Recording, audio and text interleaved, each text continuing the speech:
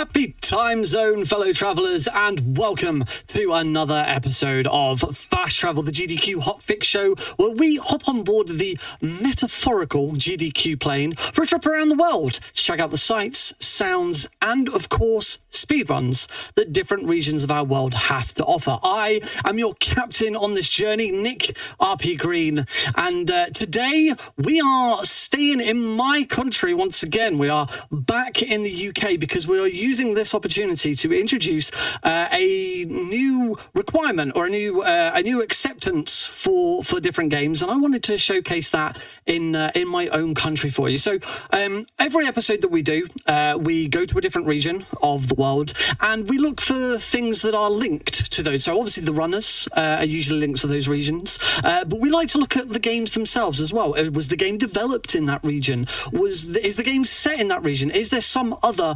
interesting thing that connects the game to that region? Maybe the fastest language to run the game in is from that region. That is a legitimate run we have had at one point, but we're adding a new one today. Every time we visit one of these different regions, we always look at the local speedrunning scene that is there. We look at what marathons go on in those areas, and we always talk about them. So as a new allowance, we are going to be accepting runs that have been run or maybe are going to be run in a local speedrun marathon. So we are kicking that off this week with this episode because this one's a little bit special for me. It's a little bit of a self-plug, so I do apologize for that, but I couldn't resist the opportunity to have a go with this. The Albion Speedrun Collective is a brand new UK speedrunning marathon team that had their inaugural event the weekend just gone in Manchester. Full disclosure, it is a speedrun marathon team that is founded by me. But we had an absolutely fantastic time in Manchester with all of our runners, all of our crew. We raised over £1,000, which is it's eight. No, I'm going the wrong way. $1,400. I'm sure someone in the chat could do a pounds to dollars conversion for me, and I'll keep an eye on the chat to see who gives me that answer first. But we raised just over £1,000 for a local gaming charity in Manchester. It's an absolutely fantastic weekend, and we all really enjoyed it. So to celebrate that, and also to kick off this new inclusion of allowing games that have been run at local marathons, I've invited four of the runners from that weekend to come and show their runs here today for you guys, because they were all absolutely fantastic, and I wanted to share them with everyone here on Fast Travel. Without further ado, let's kick off with our first runner. This is Streetback Guy running a hilarious game, Bad Way. Welcome, Streetback Guy. Yeah, thank you very much, Nick. And I will also say that I'm also one of the crew for Albion, but it was still a great pleasure to be able to run in the marathon as well and showcase Bad Way to the Manchester audience and people watching on Twitch. I just couldn't breathe for a second there. While I catch my breath, I am joined on commentary for this run by a great Bad Way runner. I got him into Bad Way through another event called Randomizer, and you just haven't been the same since, have you? Say hello, please, to PBB8. Hello, yes, thank you for having me. I love to play this game. I love to watch speedruns of this game. It's a fun time. I at first was like, oh, okay, what is this game that you're giving to me? And it's the gift that keeps giving. So I'm glad to be here. Excellent. Yeah, it's a very addicting speedrun. And just before we start, I will go into options quickly, just double check that, okay, my FPS is locked to 60. I have River Tune up here just in case, but that's just so this game plays nicely when it comes to some of the glitches in the game. But time will start when I click on new game. So if we go in 3, 2, 1, go. Let's go! All right, good luck. Thank you very much. But for the moment, I'm just going to relax, enjoy the scenery. Lovely deer. nothing like a nice casual drive, bro. Oh, Through the forest. Nothing bad should happen. Oh no, a cow. Oh, wait, watch out for the... Uh-oh. You're probably gonna be really injured here, It's fine, we're superhuman. You're just fine. Okay. And that is Michael Wayne. Michael Wayne. Somehow invincible. Damn it. Not related to This a game, Bruce. I mean... Carlos will Go for not it. let this go. Oh. Speaking of invincible, he gets stuck a couple times if he falls a little bit too hard. Okay, I just got a slide trick there, which was nice. A nice little slide up the rock. That So I does didn't feel stumble. good. There's a lot to do in this game with physics. You got to be really careful about not landing too far off the ground, because you'll do those stumbles, and he will sometimes for several seconds will just kind of stumble onto the ground. So you got to be very careful. He's very fragile, and then at the same time, you'll see later on he can fall from really, really high distances and do some pretty crazy things as well. So it kind of goes on both ends. But you kind of notice we're not really playing the game as intended. We just pretty much immediately jump out of bounds here and kind of go through again another little stroll. I think we play maybe one of these levels kind of as intended. You will not see much of this game from a casual perspective, so if you do want to actually see the levels, you're gonna have to play the game by yourself, because we are skipping pretty much everything we possibly can. Streetback has found a way to go up the wall here, basically go around all the way to the end of the level, and then just trigger the end cutscene here. I will say that I would not advise playing this game casually where possible, because casually this game is rough and it's very difficult. But yes, just as PBBA said, we are approaching the end now. You can tell because of the cards here. And once it loads the cutscene in, I am going to Alt F4 to skip a 2 to 3 minute unskippable cutscene. Yes, this game has those. It's not fun, but if you do watch them, they are pretty hilarious. So I would obviously advise taking the time to watch them in your own time if you would like to, because they are so funny, just the way they're acted, and you know, you can't really go wrong. But now we're on the second level, and this one has awful driving. Hooray! It is thankfully only featured in this level, and so yeah, Streetback's guy is going to try to drive this little Jeep, kind of maneuver through a rock here. If we hit the rock, we will lose all speed and it'll be bad, but it's not going to happen because you're a great driver. Oh yeah, very slow. Nice. Okay. Yep. It's very finicky here. That was very good. Very good. If you hit that rock, you will go at like basically 0 miles per hour and barely get up the hill there. Thankfully, we ditched the car very gracefully right about here coming up, crashed into a tree. We can save load. We'll do that many times here. It basically just saves your spot. For whatever reason, if you're in a car and you save load, it'll just take you out of the car. It's much faster than stopping, getting out of it. So you can kind of just send it into a tree.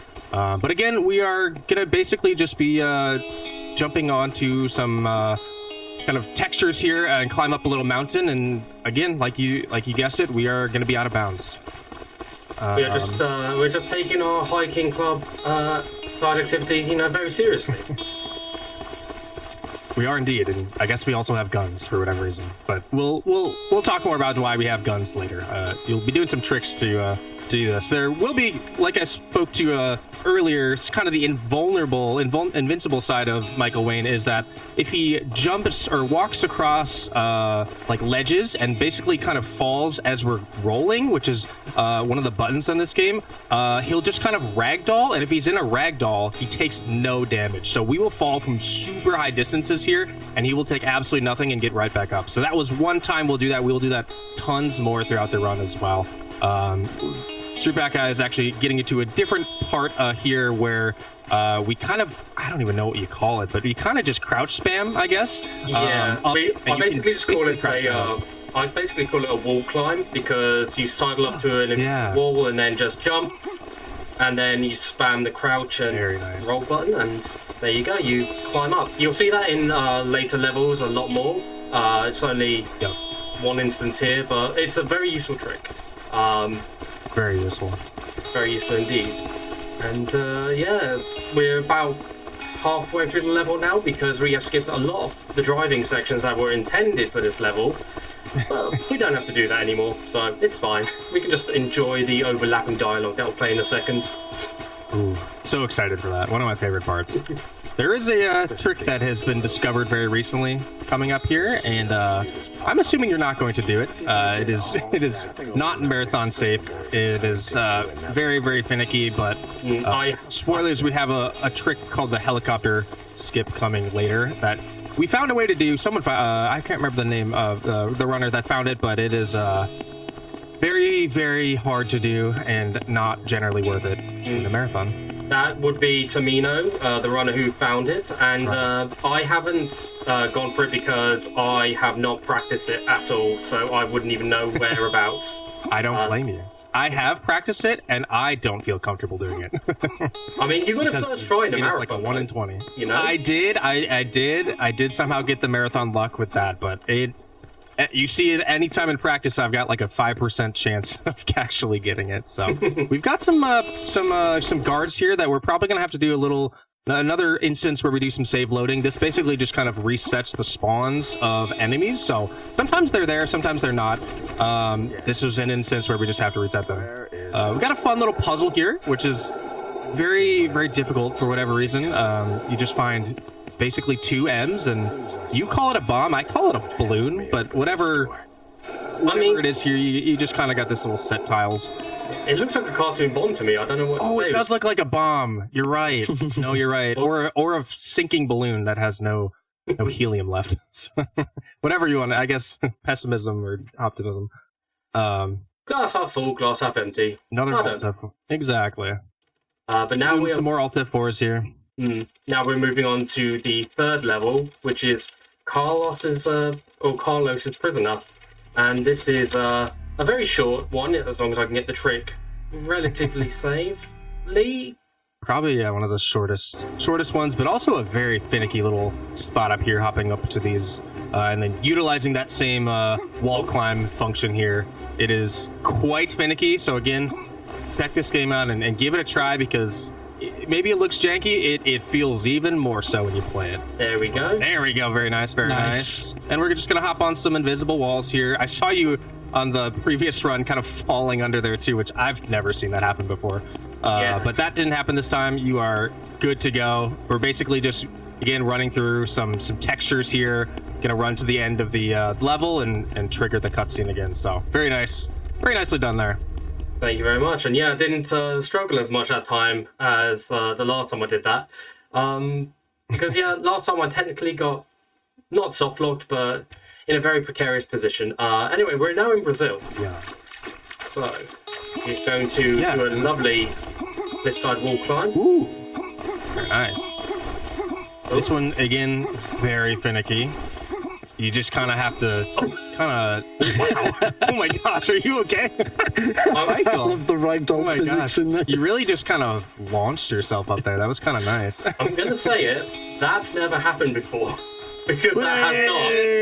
Yes.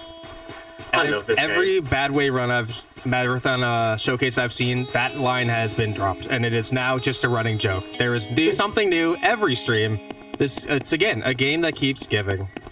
Very fun. So we're going to climb up here again, totally out of bounds, just climbing up some rocks. There's some invisible textures that Street That Guy is aware of, and will kind of avoid or jump off of and whatnot too. We're going to kind of roll down here. I think you save load down this one as well, just in case. I do, yeah. Oh yeah, here we go. Boom. So another point where we can save load is basically just right before we're going to take damage and die, we can save, load, and respawn and be totally safe. So we're going to use that many, many times here. You are like the king of this route. I cannot risk that rock. Falling down that rock, you're so brave there. I mean, the optimal way to do it usually is to move sideways across that rock, but for some reason it just keeps shooting me up, so I'm just running with it, honestly. That's okay. That's okay. Rolling with it. I like it. Oh, anyway. Nice safety save here. So we are doing the iconic trick of the run, I'd say here, which again is, as you'll see, aptly named. Very nice. Very nice. The helicopter. Hey, that was very nicely done. So we will, and a nice save load to save yourself from dying. Very nice. Excellent. That is It is a fun trick, but man, it can be quite finicky. You can get stuck on textures. You can do a horizontal top spin instead of a helicopter. It's a good time. Another time where we just jump off there with some more ragdoll physics, but I am going to have my helicopter many times. Oh yeah, I'm going to have my gun out for this part because there are enemies here, and having your gun out is the only way you can actually see your health in this game. So that's right. Bottom right, you'll see that. Yep. And then True-Back Guy's gonna gracefully save load, reset the aggro. They don't seem to see you. Okay, there we go. Oh wow, that guy can headshot sometimes. yeah. Very glad we made it past that guy. Oh no! Oh no! So for some reason, good. That's why we have saves. Yeah, for some reason, Michael wanted to wall cover there. Great game. For whatever reason. Right there. I said stop. Thankfully, some of these cutscenes are short enough that we can just listen to, and man, the ones that we can, I love. I will shoot. It's a bit too late for that, Mike. I will shoot. He already shot. That is true. We're gonna do a little chase scene here. There's not too much you can do in terms of speed, I guess. Like I have tried to catch up to him. It's impossible, but kind of a chase scene. But Streetback Guy is just gonna kind of maneuver through, go over a couple jumps here, and kind of make his way, chasing this prisoner that we do not actually catch up to until spoilers a little bit later. But coming up on a little bit of a log, the little swag log run here too. Not to jinx anything, but it is a very finicky little spot. It does almost nothing to save time, but man, it feels good to hit it as well. Yeah, if you get it without falling off, like that is swag log. You're just swag log. Very nice. That was awesome. It is so slippery and very, very thin. So that was a very nice showcase of swag log. Gonna come run up some textures here, kind of some invisible walls. Apparently you can kind of jump into this rock and okay, you hit it. Hit the cutscene so gracefully. Sure. Love this game. Oh, anyway, that was intended. Time for right. There we go. Very nice, very nice. Another very tricky timing. You have like what 4 seconds basically to run off and Spoil. Did you put a content warning on? Sorry about that, everyone. Not that kind of game. But as you can probably see from the lovely textures on this rock, this level is actually moving around us. Why is that? Don't know. Monty, the developer of this game, he just said that he made the level move around where Michael is, just to try and simulate a little bit easier in Unreal the train going across the tracks. And what we are doing on this rock, which is, by the way, is the only safe place we can stand while we wait for this train. I'm just gonna right into the trigger. Nice. Perfect. Very well. Yeah, we were just waiting for the train. Favorite cutscene is right here. Oh, wait. Do not shoot. Bang, bang. Again, Michael has no patience. No patience. He does not. But now I am going to lock in for this level because this level is painful. It is indeed. Also, so he's... Oh, sorry. Also, no pressure, but Monty is in the chat. Monty does like to come into chats. He loves to watch people playing those games. Like to. He's a good being. No pressure. Love you, Monty. So yeah, Streetback Guy is going to have his gun out here with the health bar showing, so he can see how low he's getting. Doesn't want to die, obviously. But this is basically we found the fastest way to get through this is just to run and then utilize that save load. So he's going to try to take. Oh, you are going far. Very nice first run. And save load. It unfortunately turns you around and takes your gun out. Wow, they are shooting quickly this time. And you were basically just trying to turn back around, take that gun out, save load, try to get as far as you can. But sometimes they will headshot you. Sometimes you have a bunch of time. It's very finicky, and this is going rather well, but it is stressful. Oh yeah. Okay, save load here. I think you got one more. Ooh. I think. Oh yeah, here we go. We're gonna get to the cutscene right there. We go. Very nicely done. That is probably one of the most stressful parts of this run, I swear. It was. You can probably see it on the webcam, but I was sweating bullets there just because whenever I was spawning in, that guy in the yellow was looking straight at me. I was like, "Hello, can I go now, please?" That was that was very scary. Thankfully, we got a nice little boat ride here. Yeah. Right, so we have now reached the Pirates Island, and what are we going to do? We are going to start the day off right with a nice little helicopter to wake us up. Absolutely. Especially after that, I think you need a little shake it off a little bit, right? The nerves might have been gotten to you, but we'll get a nice helicopter skip. Basically, if you jump from a certain distance, there it is, nicely done. And you fall, you'll kind of stumble, and again, you spam that crouch button. Very nice. And then save load again here. So we're gonna do, again, we're already out of bounds, but go even further out of bounds and just do a lot of walking on invisible walls and ceilings here. Thankfully, this route is now pacifist. This is the only level here that we used to have to shoot, and man, it is difficult to shoot guns in this game. So thankfully, we now have a skip where all you have to do is do a little helicopter skip and go under the sea, basically. So Shootback Guy is getting over to that spot right now. Shout out to Handsome Stripe for finding this strat, by the way, because yeah, the gunplay in this game does suck. I'm not gonna lie. All right, there we go, perfect. There it is. Yep. So if you walk off a ledges, wow, Mr. Incredible. Wow, that was awesome.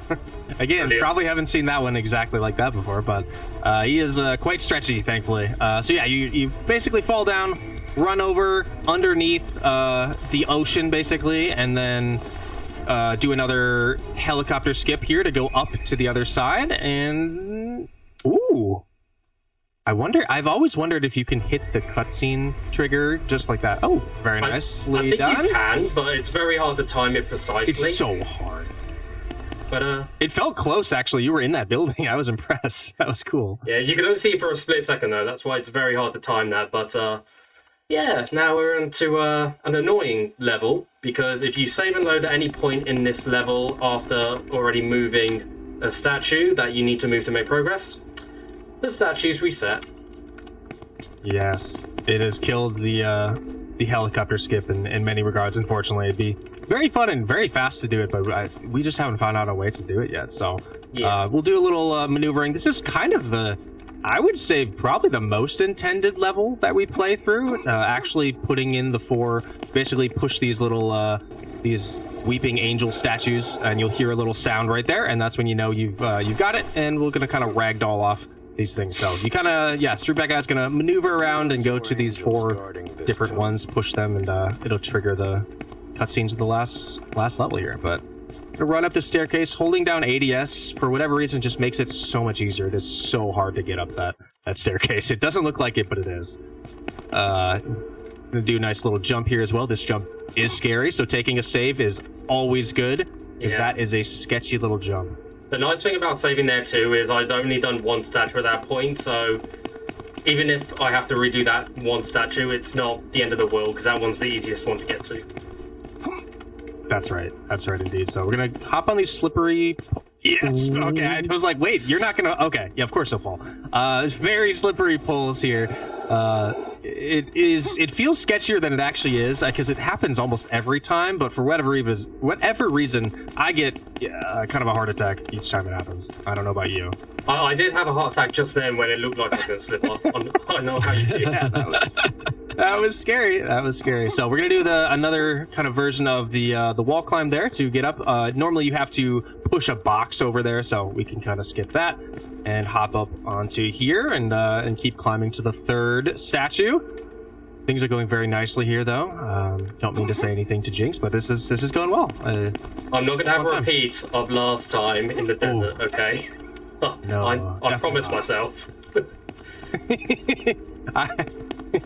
It was very ingenious to come up as a strat on the fly there. That was again, nerves of steel is the only thing I could say to it. But we're gonna use.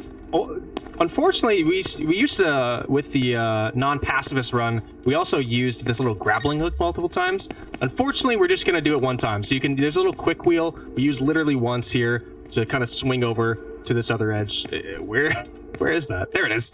Very nice. Very finicky swing. I miss it so many times and just slam my head into the wall. But you got it there. The last little slippery pole here to get to the last weeping angel. Right, this one I will aim down as I climb up, because you stumble otherwise on that part. That's right. Very nicely done. And so the fourth one will go in. It'll just automatically trigger there. And that's Alt F4. The last Alt F4. Yep, that's the last one. That one is also very long one. Yeah, that This is cutscene the that we're last- skipping. Yeah. It's basically just us finding something under the grate and then saying, "Oh, we need to go here now," which I don't think it's Egypt, but that would be the safe play because it is a desert. Didn't like it. Yeah, It is definitely a desert. and we were driving along in the desert, and then all of a sudden our car breaks down, as you see here. So now we just have to go on foot. Well, unfortunately, and it's about a 2.5 minute run, and we have no way to speed it up right now. So please, if you are looking at this like, oh, I could probably find a way to make this go faster, please do, because it is like multiple minutes of the run. Unfortunately, at the end of the run too, this is somewhat of the easier levels, so you kind of get through everything hard and kind of just have to chat for a couple minutes here, but it's a nice little stroll, right? It's a fun time to be here with everyone. Oh yeah, and you can keep yourself amused with Michael's rope there, just having a nice little freak out. That's all. Tells me the treasure is here. My gut tells me We'll do another. Apparently so. I don't know how you can see anything from here, but we are indeed heading to the treasure. But Streetback Guy again is going to not go through the puzzles whatsoever. To be honest, if you had me play this level intended, it would take me a very long time, probably half an hour maybe. I have no idea what the puzzles even are anymore. We're just gonna run around them, just like in general. I've never actually played this. I did, and I don't know how I feel doing it. I don't know if I can suggest it in a healthy way to other people to do, but it is fun. It is a fun playthrough. It is hard, very, very hard, but gives you an appreciation for all the skips you do, though. Because when I played my playthrough and then watched your video, I was like, oh my god, I don't have to do that part. Yeah, perfect. So it gives you a nice appreciation. Oh, very much does. Also, fun fact, in this level, there are a couple of alien Easter eggs. I've already gone past them, so I can't show them off at this point. But yeah, if you do play this game at some point and you're in this desert level, wander around, see if you can find them. They're pretty funny. And I love Michael's reaction I'm to not them. even sure if I'm aware of them. Oh, don't Or worry. maybe I have seen them. I don't know. There is an oasis all the way back there. That I can tell you that's where one is. Yeah. And the other's up on a dune somewhere. Oh, interesting. Okay. Alright. I usually just try to get here as fast as possible. So another little save load. Streetback is basically going to try to find an invisible wall here, to a ledge to kind of walk across. It is just about there. You ran into it, which is good. It's a good sign. You come up a little. There we go. And we kind of just walk over the top of this to get onto the last part of the level. And then fall down here very gracefully, hopefully, too. This is already going so much better than Albion. This is incredible. Very nice. And nice little safety save to fall. Wow, that was close. If you do fall and die and pause at the same time, it will actually crash the game. So that was fairly close. We're gonna have time coming up here in just a second. Actually, Time. time. The treasure. That did not. I forget how quickly it comes up sometimes. Oh yeah, I'm glad that last part went so much better than it did at Albion. Oh, That was so much smoother. Oh, wait a second. Oh my gosh. that's Carlos, Who right? is that?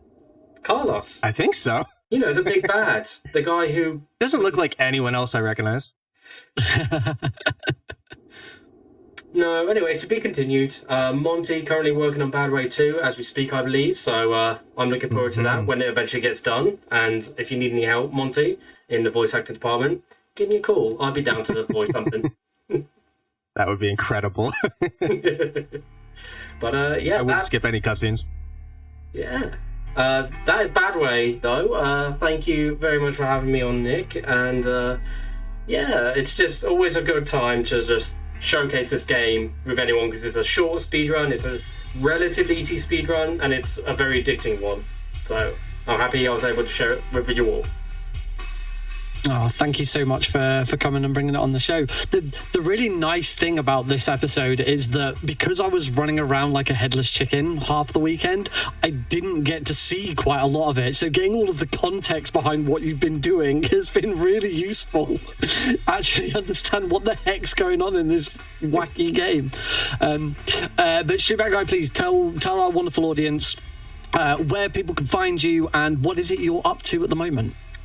Not a worries. I am a Street Bad Guy, as you can probably already tell, and I stream sometimes on twitch.tv/Street Bad Guy, and I also have some of my older runs uploaded onto YouTube under Street Bad Guy. And nowadays, I am helping out with the Albion side of things, alongside Nick and a few others as well. And I am I'm just getting into the janky game, horror game speedruns. Other than that, I'm just living.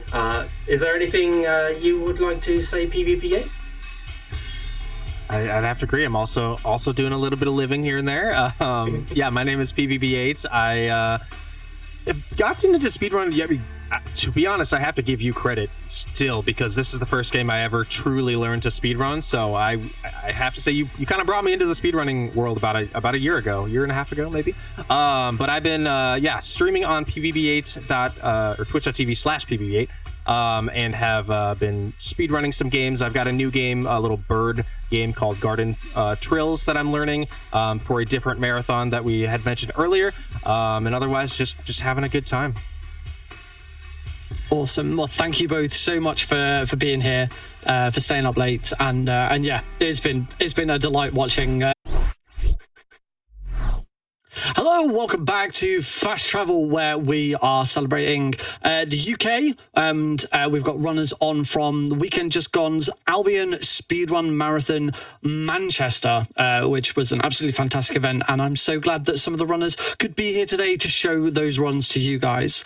Speaking of marathons, it is worth remembering, of course, that Summer Games Done Quick 2026 is coming up. It's going to be live in Minneapolis, Minnesota from July 5th to July 11th. I know the games list is coming out soon. Ooh, it's always so exciting to see what makes it onto the list. You can go to gdq.gg to learn more, or register for the event if you haven't already. And then, of course, stay tuned for that schedule, which will be out on the 1st of May. So let's move on to our second run, very different run. But another runner and another crew member from the Albion Speedrun Collective. This is Spyron running Spider-Man on the Dreamcast. Welcome, Spyron! Wow, thank you so much for having us here. Welcome, everyone, to Spider-Man. As was said, my name is Spyron. We're running, let's say, a very different game from Badway. This one, a little bit more well put together in some aspects, but in other aspects, not quite, and you'll see what that means in not too long. We're running on the Dreamcast, which is very exciting. This was run at a GDQ, the most recent GDQ, for the first time in like 13 years or something crazy, by SAP. Big shout out to SAP, who managed to get this into GDQ. But he ran on the PlayStation. We're running on the Dreamcast. Before I introduce more about that, though, I am joined by a good friend of mine, Stop Jesse. Jesse, do you want to introduce yourself?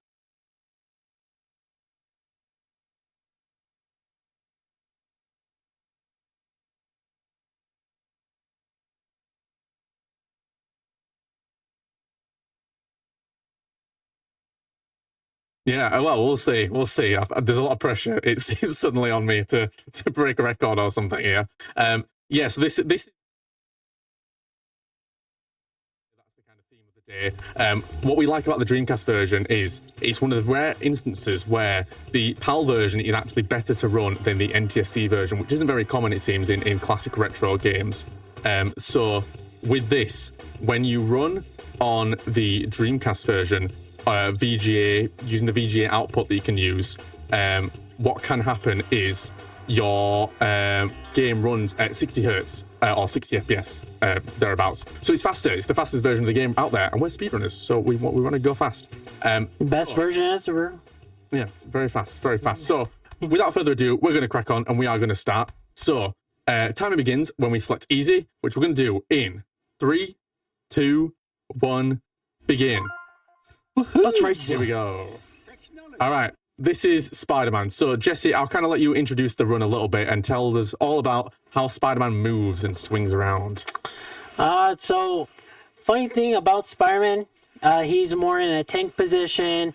I don't know how to explain a lot of his tech, but he is thin as a paper. you'll notice on some stuff that he just slips through the walls, which is freaking crazy. Yeah, But it's we're gonna see a lot of these skips. I know we have one coming up right after he gets. Well, he just got to the bank, but we're gonna see one coming up after this level. yeah, it's pretty crazy, this run. To me, it's the perfect speed run. It has a big mix of everything you can want: skips, tricks, core movement tech, all sorts of stuff.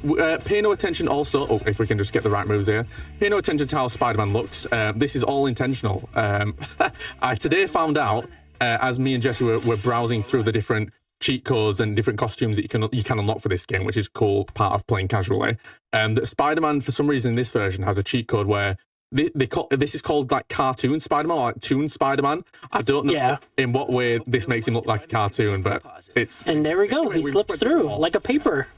We just went through a wall anyway. So the purpose of this level is we're supposed to save these hostages that are kind of dotted around. We are going to do that, but we're going to speed the process up by just kind of eliminating walls and floors, basically. So by jumping through that wall, it deloads a lot of the level. It just allows us to bypass a lot of the level and skip through walls that we wouldn't otherwise obviously be able to if we were playing casually. So that's the first trick of the game. Something to remember, as Jesse's saying, Spider-Man is made of paper, and looks like he's made of paper actually in this costume. So it all kind of ties together. Unfortunately, Spider-Man is sick in this run, so let's pray that he does well. Yeah, he looks quite ill. He does look very ill in this costume. Oh, it's wild, yeah. So we just skipped through that door, again, made of paper. Pay no attention to that. What the door does, essentially, what skipping through the door, I should say, does, is it allows us to get into this room without having to save any of the hostages in the previous section. And it also opens this bank vault door immediately. Normally, when we press that button, the door would have to open first, and then we'd close it. There's the door. It exists now. But because we skip through that door, it doesn't load the door in. So it saves us a lot of time. A lot of time. Very, very nice. And obviously, we don't have to save people. Saving people's overrated. We just don't save anyone in that level. It's fine. They'll be fine. We threw the bomb into the vault. Everyone's life savings have obviously just been eliminated, but that's not important. Oh, there's Ghost Rider. There's Ghost Rider, by the way. He's in this. This is a great game, casually as well. For anyone who's not played this game casually, I would very much recommend playing it casually. You get a lot of cameos from the Marvel universe in this. Daredevil's in this. Punisher's in this. Ghost Rider's in it for like all of 5 seconds when he appeared on that wall there. You got J. Jonah Jameson in it. Pretty crazy, right? Yeah, who were chasing that. We're not chasing him. We're going to save him. So the story here at the minute is he's under attack. You see Scorpion there along the top. He's trying to get him. We've got to get to the Daily Bugle before he gets him, which we did do because we're very fast. Here's Scorpion. What we're going to try to do here is what we know as one cycle Scorpion. Jesse, explain what one cycle Scorpion is for me. So one Psycho Scorpion, we're gonna just try to defeat him in this one building, and hopefully Jameson doesn't run out. And there we go, we have Jameson running out. Rude. So yeah, ideally we can defeat him before this cutscene plays. This cutscene is unskippable, so we have to wait for him to go into the next room to be able to fight him again. So that's what ideally, it was literally like two hits off being defeated there. We kind of do on Dreamcast like a YOLO strat almost, where you just kind of instantly jump on him in that corner and then just like bash him up basically until he does die. But we didn't quite get there yet. J. Jonah Jameson, he chooses kind of just when he wants to run through that door. Sometimes he can be kind to you, sometimes he can be really cruel and ruin your runs, and that's probably quite a consistent reset point for most runners. Yeah, we all wish J. Jonah Jameson was a friendly person, but no, he's not. Never to Spider-Man. No. And we just went through the building there. I'm not quite sure what happened there, but somehow we like slipped through the seam of the building. I'm not quite sure. That's not intentional. Like I said, he's made out of paper. He just slips through. Yeah, it's very interesting. So I guess the story of the game, to explain kind of what's going on in the story aspect of the game, just kind of while we're swinging through these levels. Spider-Man was framed for a crime that he did not commit. He did not commit this crime, but was framed by someone who was dressed up as Spider-Man. So the police just think it's reasonable to just nuke the entire city to chase after him, which is what's going on right here. But we're trying to figure out what's going on, who stole this device from. It was Dr. Otto Octavius, also known as Dr. Octopus. He's been reformed in theory, and he was doing nice science stuff at the beginning of the game, but then fake Spider-Man comes along and steals this bit of technology. So we're trying to figure out what's going on essentially. But we are currently being nuked by the NYPD. Again, very reasonable response. I don't know why They think this is fine, but they do. Ow, and we've just been shot straight in the spine. That is fine, and it rhymes, so it must be true. So we're going to keep swinging. A lot of this kind of next couple of levels is a lot of just swinging. So the movement tech in this game is quite interesting if you like your kind of platformers, action-adventure games. Obviously, because she's Spider-Man, you get to swing, which is really cool. Swinging and zipping, fastest way to move in the game. So 90% of the time, that's what we're going to try and do where possible. Jumping is pretty good. If you can't swing, you don't want to be walking, really, and you definitely do not want to be crawling where possible. Crawling is very slow. We don't want to be crawling. It's funny, half the buildings are under construction, and here we have the New York police just blowing everything up. It's like months of work just to get like the building slightly erected, and then they're just like, no, we're just going to blow it up. Speaking of just like random stuff that happens in this game, Spider-Man, we can swing. We've talked about that. How about flying? Up and away! Oh, yeah. Oh, well, no! Again. Sometimes he gets in a bit of awkward position. We're going to try it again. Here we go. It's attached to here.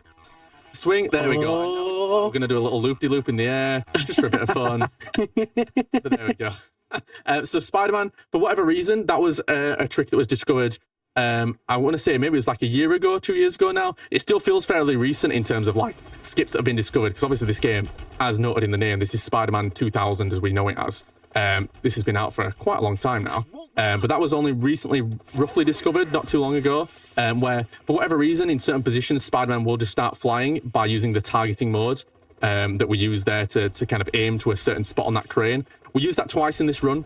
That was the first instance of it. The second instance comes a little bit later, and it's a bit of a scarier version of it as well, because there's water. Spider-Man can't swim in this game either. Something to be made aware of when we get to water sections. But we are in the next boss. Rhino is here. Jesse, what we're going to do to Rhino? We're just gonna give him a friendly little... Oh, never mind. We're not gonna give him a friendly hug. Okay, there we go. So we're inside of Rhino's hitbox here by kind of diving and kicking him. What we can do is we can sit inside of his hitbox, and what we're doing there is web domes, which is one of Spider-Man's moves, where you can... what it normally is supposed to look like is Spider-Man kind of cocoons himself almost like into a dome, and then you can press one of the kick-off punch to break the dome, and it deals damage then, as well as like protecting you while you're inside the dome. By pressing the buttons to be able to do that web move, but then also holding down kick or punch, it actually just instantly pops the web domes upon like forming them. So we just do that inside of Rhino's hitbox to just absolutely spam him with damage. Basically, it's the quickest way to do it. Venom's here, you may have noticed. We're chasing Venom now. Venom, easily the best part of this game, and actually I think personally this is the best interpretation of Venom outside of the comics, and sometimes even including the comics, depending on what comics you read. I really, really like this version of Venom. He's the lethal protector kind of version of Venom in this, where he's playing the anti-hero. And in the story of the game, currently he has kidnapped Mary Jane. So in this, Spider-Man, Venom knows who Spider-Man is, knows his secret identity and all that. And so because Venom thinks he's done this crime, because of course Spider-Man would commit crime, Venom has kidnapped Mary Jane and locked her in the sewers, and is now taunting Spider-Man to chase him into the sewers to fight him, because Venom's going to save the day this time, but very reasonably by just kidnapping people. So that's fine. We ignore the crime there, and we just continue swinging. So what we need to try and do here, you'll notice there's a big bar along the top again. If Spider-Man goes too fast to the left of this bar, we'll lose Venom, and we'll have to start the level again. We don't want to do that, so we're trying to go as fast as possible, but also not too fast that we lose Venom and have to start again. So we're trying to kind of just keep Venom kind of at a really specific tethered kind of distance there, which we have done. We did that fine. The first Venom fight, Jesse, what do you love about Venom and fighting him? Venom goes disappear, and the problem with Dreamcast is you don't have a way to lock on him compared to PlayStation. Yeah, the PlayStation version gets all the fun in that PlayStation, you can use the L2 button to lock onto enemies, which is very useful in this fight where Venom appears from being invisible. You can just hold down L2 and Venom will instantly be locked onto us. Literally, as soon as the frame he like spawns in, PlayStation, you can just lock onto him. In every other version of the game, we can't do that. So we have to kind of use our eyes to see where he is. Luckily, you might have been able to tell there's a little bit of a shadow that appears underneath Venom when he appears. So we can kind of use that to give ourselves a little bit of an idea where he's going to spawn in, which makes it a little bit easier. This level's a little bit scary. We don't want to fall into the black void. We will die. We did that very smoothly, actually. That was really nice. Pretty nice too. Yeah, we're in the sewers now. This is kind of the scary part of the game where you're about to see a train in just a second. From kind of the every level after the train onwards, we call the gauntlet. Just because every level after that involves some sort of skip. If you want to be going the fastest routes possible, you want to be utilizing all the skips. This is a cool level though, good for practicing your swinging. In this game, you'll notice that I've been swinging, ideally just doing single swings where possible. It is possible to do 2 swings towards an object, but one swing is always much faster. So what we're trying to do here is use the single swing and the cancelling of the swings by pressing the jump button. Ooh, that's a bit scary. That was so close. To swing around all the pipes, basically. Casually, you're supposed to use the targeting mode to lock onto each pipe and swing to them that way. But because we're going fast, we don't do that. We want to swing around them. So that's what we did there. All right, Jesse, I feel like this is one of your favourite levels. You colloquially actually named this strat that we're going to do. Tell us all about what's going to happen on this train. Actually, funny enough, I am not the creator of this name. It's actually my friend, Brian. He thought of it. So there's 2 ways of there's 2 ways in doing this. You could hug the homie or be inside the homie. So right now we are inside the homie. Yeah, so for whatever reason, when you can get into a certain position where you can jump inside again, the kind of hitbox, the model of this lizard that spawns on the train. And if we do it right, we'll sit like almost exactly inside of this lizard. And those other lizards just think this is hilarious. So they'll just sit there and watch and think, what on earth is going on here? This lizard will kind of attack us. You can see he gets the occasional hit in. But we just get to see it basically for 2 minutes. It's really cool. So it's quite good as well because, like I say, after this level, it gets quite intense and quite scary. Every level after this, there is some sort of skip and trick that you've got to nail if you want to go fast. So this is kind of like you get a little bit of a breather. You kind of can relax a little bit. You drink your water. You can stay hydrated if you wish. Yeah, plenty of time. You can probably go get a sandwich even if you wanted to. You've got about 2 minutes. You can make a quick sandwich, I'm sure, in that time. Hey, while you're sitting around, make sure you fix your posture. Fix your posture as well, yeah, absolutely, because my posture is very, very terrible. I've actually I've got these, I don't know if anyone has these Secret Lab chairs. They are quite good. They come with a little back cushion, but I think that back cushion has actually made my posture worse. So I've got rid of that. I'm now not using the back cushion. It's pretty nice actually. Not that we're I'm not sponsored by Secret Labs, but I would recommend Secret Labs chairs. They are quite cool. So there you go. They also recline. So if you want to have a sleep during this level, you absolutely can. You can just have a lean back. You just have a sleep. Even if you want a 2-minute sleep, even better. This game's got everything: nap breaks, skips, tricks, glitches. What else could you want from a speedrunning game? It's just perfect. This is a very wholesome segment. I mean, I'm really enjoying the vibe. It's lovely. And the occasional Tony Hawk's Pro Skater 2 advert. Yeah, so the law behind that is this was built in the same engine that actually was used for the Tony Hawk Pro Skater games, which is very interesting, made by the same people. So that's a cool little fun fact. We're now in the sewers. We were just waiting for the train to get to the end of the tracks here. Like I said, this is where it gets a bit scary. There is a skip now on every single level coming up. So this is the first one. There's a gate here you can see at the end. What I'm going to try and do is missed it. Not quite get through there, but we should be able to zip through that gap. Oh, there we go. Because again, Spider-Man is made of paper, and there's just a slight bit of a gap there between the wall and the gate that just allows us to zip straight through. No issue there. So we skip a good 2 minutes of pressing switches, lowering and raising water, and all sorts of stuff. It's really cool. Here's some more water. We're going to try and ignore that water. We're going to go around to here. We're going to jump into this wall, zip up, and out of bounds. And that's the end of level, because that's the end of level trigger. So we skip again. A few more sections of switching things on and off and all sorts of stuff. There's Venom. We're going to continue to chase him into the... This is my favorite level. Yeah, everyone's favorite level. Tell us all about Tunnel Crawl, Jesse.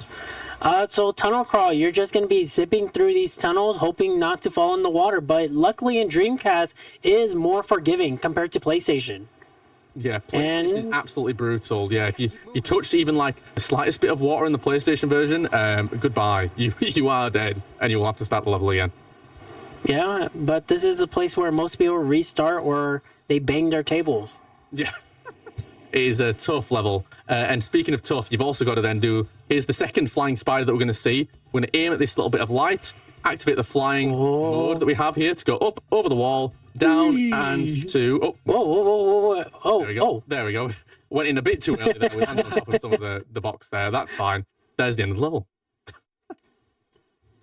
So, we're now in the sewers. We're chasing Venom. He's now got a puzzle. There's a puzzle here now. We've got to solve a puzzle. So, if you're not a fan of puzzles, unfortunately, the next 2 levels you may not enjoy. So, we've got a puzzle, then we've got a maze. Luckily, we know the... You missed the puzzle. We did miss the puzzle, unfortunately. So, we look silly now. There is a very simple solution to the puzzle. You've got to just hit 2 switches to open all the doors. What I was trying to hopefully do there was send a web ball to one of the switches and then turn around and web the other switch just in time so that both cutscenes played at the same time. Basically, we don't have to wait for both cutscenes individually, which just obviously speeds up a little bit of time. We didn't quite get that, but that's fine. We're now in a maze. So this maze is quite long casually. You've just got to crawl along the roof of it. There are these little roof sips that you can do the same that we were trying to do in the tunnel crawl section that you can get. So you want to try and do those where possible. It is a bit scary though, because obviously, like I say, if you touch the water, you will die. So you've got to be quite fast at zipping them back upwards if you don't get the roof zip. So again, quite scary. We're just going to skip out of bounds there. That was a bit of wall. We can just kind of skip through. We're going to do that again on here to get to the end of the level. So we skip through this wall. The end of the level is just down this tunnel, so we're just going to swing straight into the end of the level trigger. And that's that. So we're straight into now the second boss fight of Venom again. Venom's back and we're going to fight him again. There's Mary Jane. She's trying not to drown down there. We're going to turn off this switch. Jesse, what's cool and what's not cool about this level? If he doesn't... Oh, well, good thing he did pop up. But sometimes if he doesn't pop up, he's going to pop up on the other side. There we go. And now we have to web ball him. Oh, okay, you're missing him. It's fine. Ignore that. It's fine. It's very good. You'll find. And he's back over there again. Let's go. No, he grabbed. Oh, what a fool. So sometimes ideally you want him to spawn in front of us like that first time round. But he'll spawn either in front of us, opposite us, or on the rafters either side of us. What we ideally want him to do is go either in front of us or at the other side. They're the 2 easiest places to get him. Ideally, oh, he was there. There we go. Oh my god. Kick, punch. Not bad. Nice. So we ideally don't want him to spawn like up here because that is much harder to get to and a bit more awkward. And again, because we don't have the feature of locking onto him, we just kind of have to look around and glance and hopefully catch him before he gets too far in to spawning and then starts chasing us down. We're in the Daily Bugle now. We're going to skip through another bit of wall. So I'm going to attach myself onto here, aim at the ceiling, and hopefully fly through this bit of wall. There we go. To deload more of the level. Again, just there should be some hostages that we save on that level. We're just going to leave them. It's fine. I'm sure they'll be all right. And we're just going to hit the level trigger there. Yeah, they'll be all right. I'm sure it's nothing too strenuous. We're going to try. You got health insurance, right? Oh, I'm sure. Yeah. We're just out of bounds again, as we seem to keep doing in this run. By aiming on the back wall, we can, for some reason, skip out of bounds and kind of clip outside of the wall that we were attached onto. Which then allows us to just drop down the elevator much faster than waiting for the elevator to actually hit the bottom, the final floor that we need to get to. There's some generators here. The generators spawn the symbiotes in. We're going to ignore the generators, hopefully, and we're going to try and skip through this bit of door here. So we should be able to, there we go, just crawl straight through. Let's go. Jump over to a little bit of floating kind of area there. And whatever it is we landed on, I don't know. But that was the end of the level. We fall down that chute. Normally, you have to just destroy the generators to be able to unlock that chute and other doors to get to that chute. But we, obviously, by going out of bounds, can get there a little bit faster than you would casually. This generator we do have to destroy, but we are going to go out of bounds again. Would you believe it? So as soon as I can stop sticking to walls, we're going to jump over here, try and spin around as the spider sense goes off, and then jump around, swing, drop, zip up a couple of times, just to get the level deloaded enough. Nice. To swing across to here, bit of wall, watch out for that, and round to the end of the level, and that's that. So those levels kind of back to back, very scary. Yeah, it looks good when it's done right, but very, very scary. Speaking of scary, it's Mysterio, and he's huge, so watch out. What we're going to do here is, you can see he's got these glowing conduits on his body that we're going to try and destroy. He has 2 phases. We destroy the glowing conduits once, and then we do it twice. Luckily, only as the top half. By staying on a certain position... You're missing one. On the top... there we go, we got him that time. By standing in this kind of position here, like right on the ledge of this top barrier, you can see he went for like a grab move, but actually he just phases straight through us because his hitbox isn't quite wide enough to hit him in that position. So we can kind of cheat it a little bit and stand on that ledge, which is very good. It saves us a lot of time of having to jump up and down and avoid getting grabbed and all sorts of stuff. Fetty has that comic. Fetty has that comic. Fetty has that comic. That is very true. Shout out to Willy Fetty, who does have that comic IRL. Very important to mention. That is mandatory if you want a run to be accepted. Unfortunately, you do have to mention that. So just a shout out to new runners who might be learning this game. Make sure you do mention that when you do a run.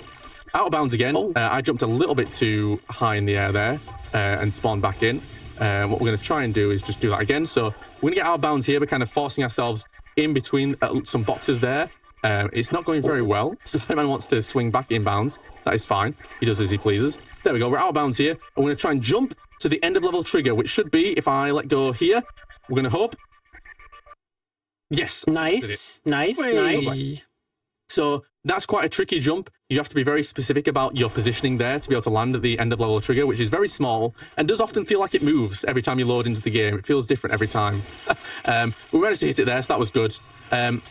We're now in kind of the last stages of the game. We're coming up to kind of the last couple of boss fights before the game ends. The story, I guess, to continue the story. So it was Mysterio who framed Spider-Man. He was the one who kind of disguised himself as Spider-Man to frame Spider-Man for this crime. But he spoiler alert. Yeah, spoiler alert. Sorry, you should play the game though. It's really good. Spider-Man wasn't, Mysterio wasn't alone though. So we're going into this warehouse now. That's what we're in. This is kind of an underwater part of a warehouse, which is very like eloquently built. And whoever had the time to do all this is like insane. I don't know how they've done this, but they've built a big underwater trench. That's fine. And we're trying to now figure out who was the mastermind behind this evil plot. So we first of all got to turn off. You will have noticed when we were outside, there was a lot of gas and things on the floor. That is because this gas that was let off is poisonous, and we want to now turn that gas off and save all of New York City. There's a cool little trick we can do here, though. Jesse, if you want to explain what this is that we're going to do. So we're just going to shoot some fireballs, and then we're just going to web it, which skips the whole thing completely, instead of clicking 3 switches. Yeah, so it's very strange the way that the webbing interacts when you have the fire web power-up in this level. Normally you're supposed to go to 3 individual rooms and hit 3 individual switches, but by picking up the web ability, when you fire the webbing at one of the switches, if you hit them twice before the cutscene plays, it will think that you've hit the switch twice, and then for some reason will also then still leave it active to be able to hit it a third time, to be able to just hit it all one switch 3 times, which then the game thinks, oh, you've hit 3 switches, you win. So it progresses you. Oh no, it was Dr. Octopus the whole time, so he wasn't really a good guy, like the beginning of the game would have you believe. He was actually evil, so that's fine. We're going to fight him here.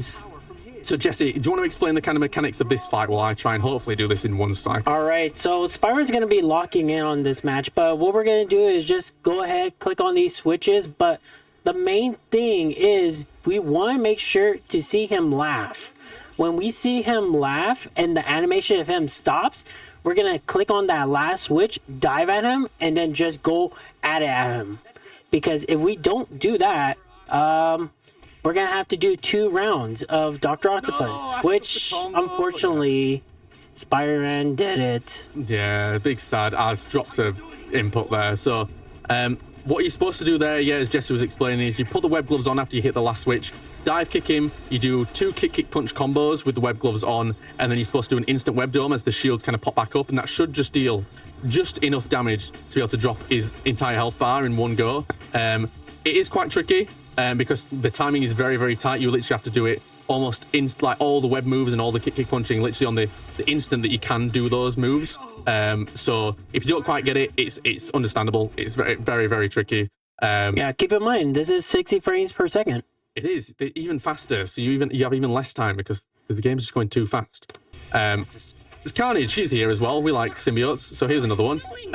Carnage, we're going to lock and kind of stun lock inside of this this bubble here. If you know your symbiote lore, you'll know that symbiotes are weak to sonic bubbles.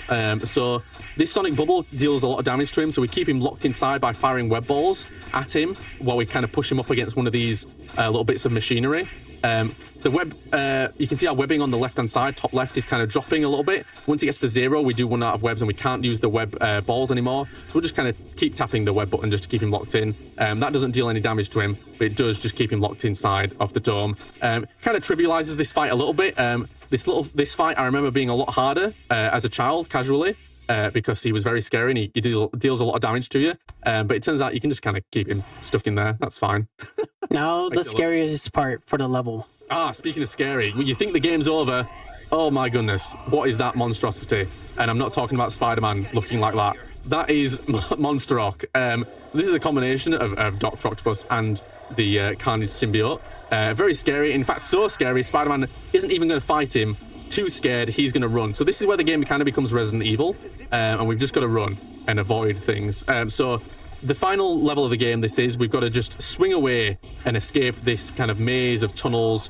I don't really know where it is that we are. It's just kind of the ventilation system. It's a bit big for a ventilation system. I don't really know what this is supposed to be, but this is the last level. So all we need to do is just get to the end. We're not worried about losing Monsterok. We actually want to kind of keep as far away from him as possible, obviously. If he catches up to us, we do die. So we want to avoid that. So the bar at the top doesn't really make any difference. It's more so just to warn you when he is getting too close. The map, this doesn't ever change. So the map is always the same. So if you can learn the route and you know which corners are coming up and which turns you need to take, this level gets a little bit easier. A good level to practice if you're wanting to learn this speedrun for the web swinging. This is good to kind of practice your web swinging and your zipping. Just the timing of like when you should swing and when you should stop swinging to be able to turn the corners and things like that. Quite good for that. I guess as we kind of round up, we can kind of do a little bit of shout outs here. This is, again, approaching the end. So I've been Spyron. This has been Spider-Man. If you enjoy this game, I would very much recommend you run it. 4 different versions of the game you can run. This is the Dreamcast, obviously, that you've seen. PlayStation is the most popular. There's also a PC and a Nintendo 64 version of the game, all with their own unique kind of hiccups and stuff. So if you prefer one version or the other, give them a go. I'll stop my shout-outs briefly because we are about to come up to time as we jump around this final corner and we fade to black in... Now, time. Woo! Let's go. Very, very nice. So that was Spider-Man, yeah. So if you're very interested in running this game, like I said, there's plenty of different versions you can run. If you want to watch me run this game specifically, which, gosh, why would you not want to do that? I am Spyron, so you can find me at twitch.tv/Spyron, on YouTube as Spyron as well, SP_Spyron, I think, because I couldn't get Spyron, someone had already taken that, sadly. So likely 9 times out of 10, you'll probably find me streaming Spider-Man and running Spider-Man. I had a lot of world records, and then I became a father, and suddenly I had less time, and people started taking my records from me, and I got very sad. So we're going to have to eventually somehow claw those back. I'm sure we'll get the time to do that at some point. So come along. You might find a stream where we get a world record. I'm sure that'll be very exciting. Shout out to the Speedruns community, the Spider-Man speedrunning community. A great bunch of people. Again, if you do want to learn this game, you'll be welcomed in very handily by a lot of very friendly and nice people who are very happy to help you out, give you a hand, show you all the cool tricks, and just kind of generally nice people. So shout out to them. Jesse, of course, shout out to Jesse, who has been here commentating very nicely for me. It is, of course, we are in the UK. I've tried to make it look like it's the middle of the day. It is 1 a.m. So it looks can be deceiving. As Spider-Man, Wait, it's 1 a.m. It is 1 a.m. It's 4 a.m. It's 4 p.m. for me. I see the sun out. Crazy Americans, honestly, with time. What's going on? Jesse, any final shout-outs from you? I love this community. I love all the people I have made within this community. Again, shout out to Speedruns. Absolutely amazing community. Shout out for Spyran for teaching me. Shout out for Fetty. If you guys really want to play this game in the best mode ever, play the Peter Parker challenge. What? No. Don't do that to me, Spyran. Peter Parker challenge is one of the best options in the games. It's underrated. Underrated, maybe so. Yeah, there's lots of different categories. I guess that's the other thing to mention as well. Yes, Peter Parker challenge is one of them. If you want to know more about that, get in contact with Jesse. He'll tell you all about that. Yeah, Dreamcast, fun. Oh gosh, yeah, that's scary. Yeah, this has been Spider-Man. We have been Spyron and Stop Jesse, and I'll pass it back to Nick to round us out for this run. Thank you so much. That was fantastic. Really enjoyed seeing a very janky, another really janky and out of bounds heavy run. We seem to have a bit of a theme so far. I don't know whether that will continue with our next one. Yes, that's 2 down. 2 to go. We do have 2 more runs to come up, but before we move on to that one, I just want to thank everyone for supporting us here at Games Done Quick with your subscriptions, your gift subs, your bits. We've had a bunch of raids so far into today's stream, so welcome to all of the wonderful raiders that have joined us, because it's your contributions that keep this show running. So if you're enjoying the stream, please consider subscribing. You get all the exclusive emotes, and you get to watch ad free. If you've got a Prime sub, obviously you can support us with that as well. Welcome back, fellow travellers. You're watching this UK edition of Fast Travel. For the people who've joined today, we've introduced a new acceptance for games where we are allowing games that have been ran or going to be run at a local speedrunning marathon in the region that we're visiting. So we've got runners and crew from the Albion Speedrun Collective here on the show. We had our first event last weekend. It was absolutely fantastic, and some of those runners are here to show off their games. Now, this next one is actually one that wasn't featured last weekend.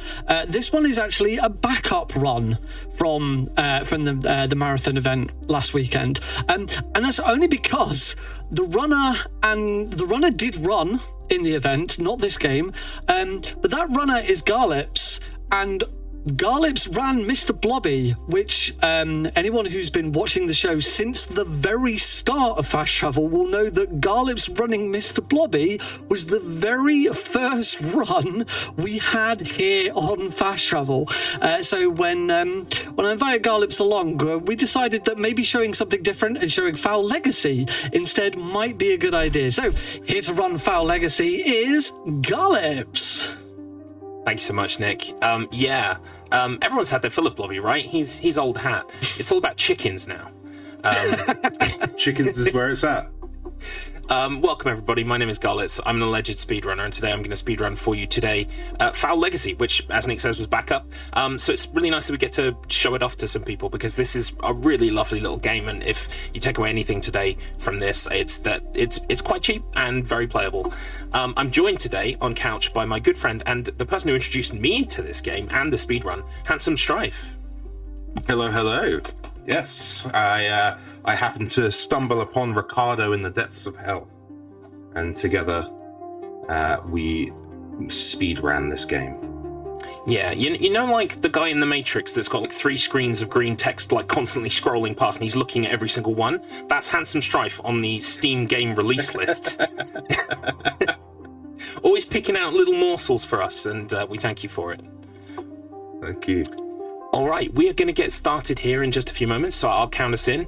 There will be a lot of movement and things happening at the beginning of the run, so we'll get past that, and then we'll probably have some breathing room to explain what's going on. So when we're ready on the time, we'll go in 3, 2, 1, go. Let's go!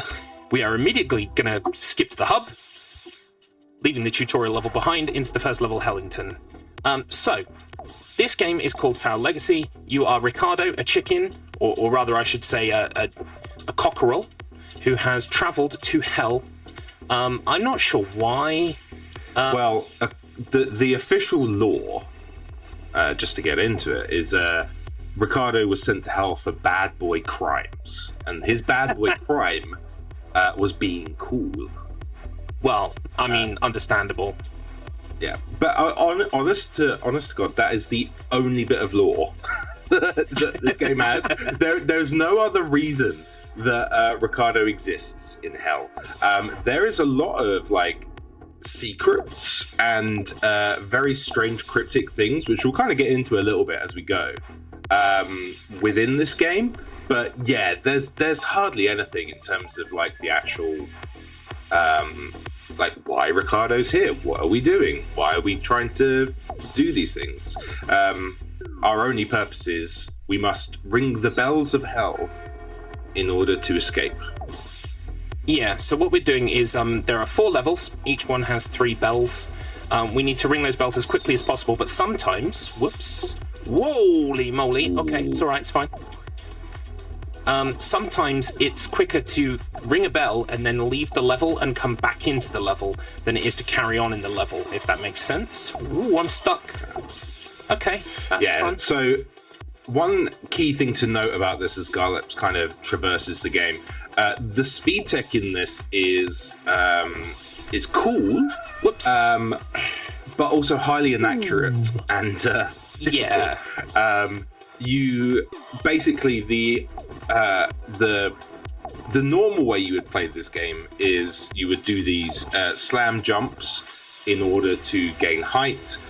You would then use the boost whenever you needed to clear like large areas. However, and the boost has a time, which you can see in the top right corner when Garlips boosts it. Yeah.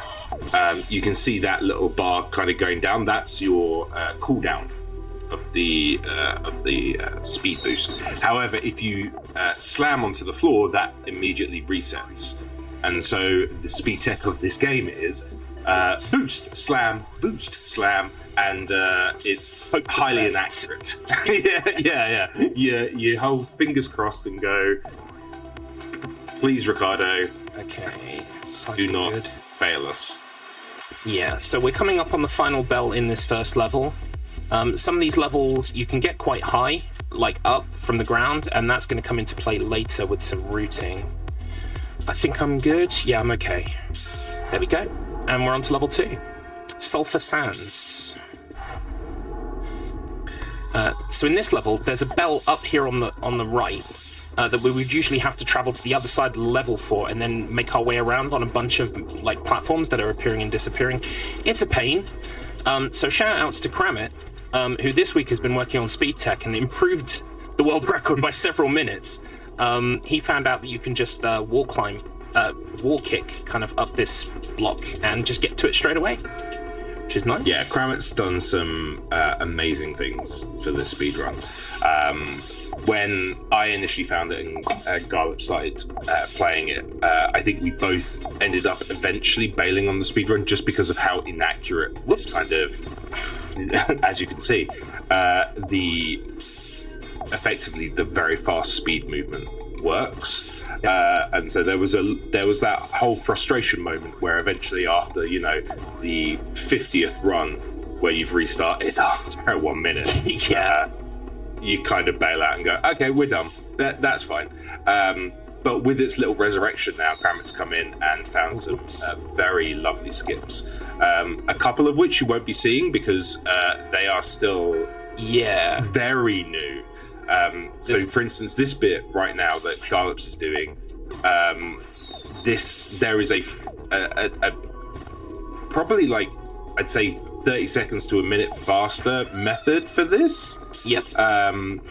But it is still really tricky to pull off. So yeah, we're in a giant pyramid at the moment, and the exit of that pyramid that you're supposed to go to leave the level, you can actually jump like back up and inside the pyramid from it, but it's very tricky, and I've not been able to do it yet, so unfortunately it won't be shown off today. Right, on to the third level, South on Mountain. So this is also a new route that Kramit's just devised. We're going to go this way. And then we are going to go off of this platform. I'm going to get right to the edge and make sure I get a good boost. So that we make the platform, because it's a little bit scary at the moment. There's a lot of black beneath me. There we go. Oh, yeah. Also, touching that white ice water in the middle will insta-kill you. So that's good. Right. Lots of grindy things in this game. Lots of grind rails. It's very kind of like Sonic Adventure 2 / I guess this Ratchet & Clank got a bit like this. It kind of does, right? Yeah. Yeah, Ratchet & Clank's does come to mind. Tony Hawk. Tony Hawk's too, yeah, of course. And he's also a bird. Yeah, of course. Yeah, exactly.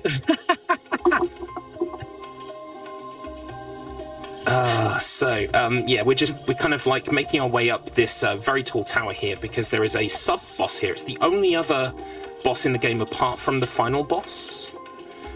His name is Cold Shoulder, but I call him Shoulder Pads because, you'll see.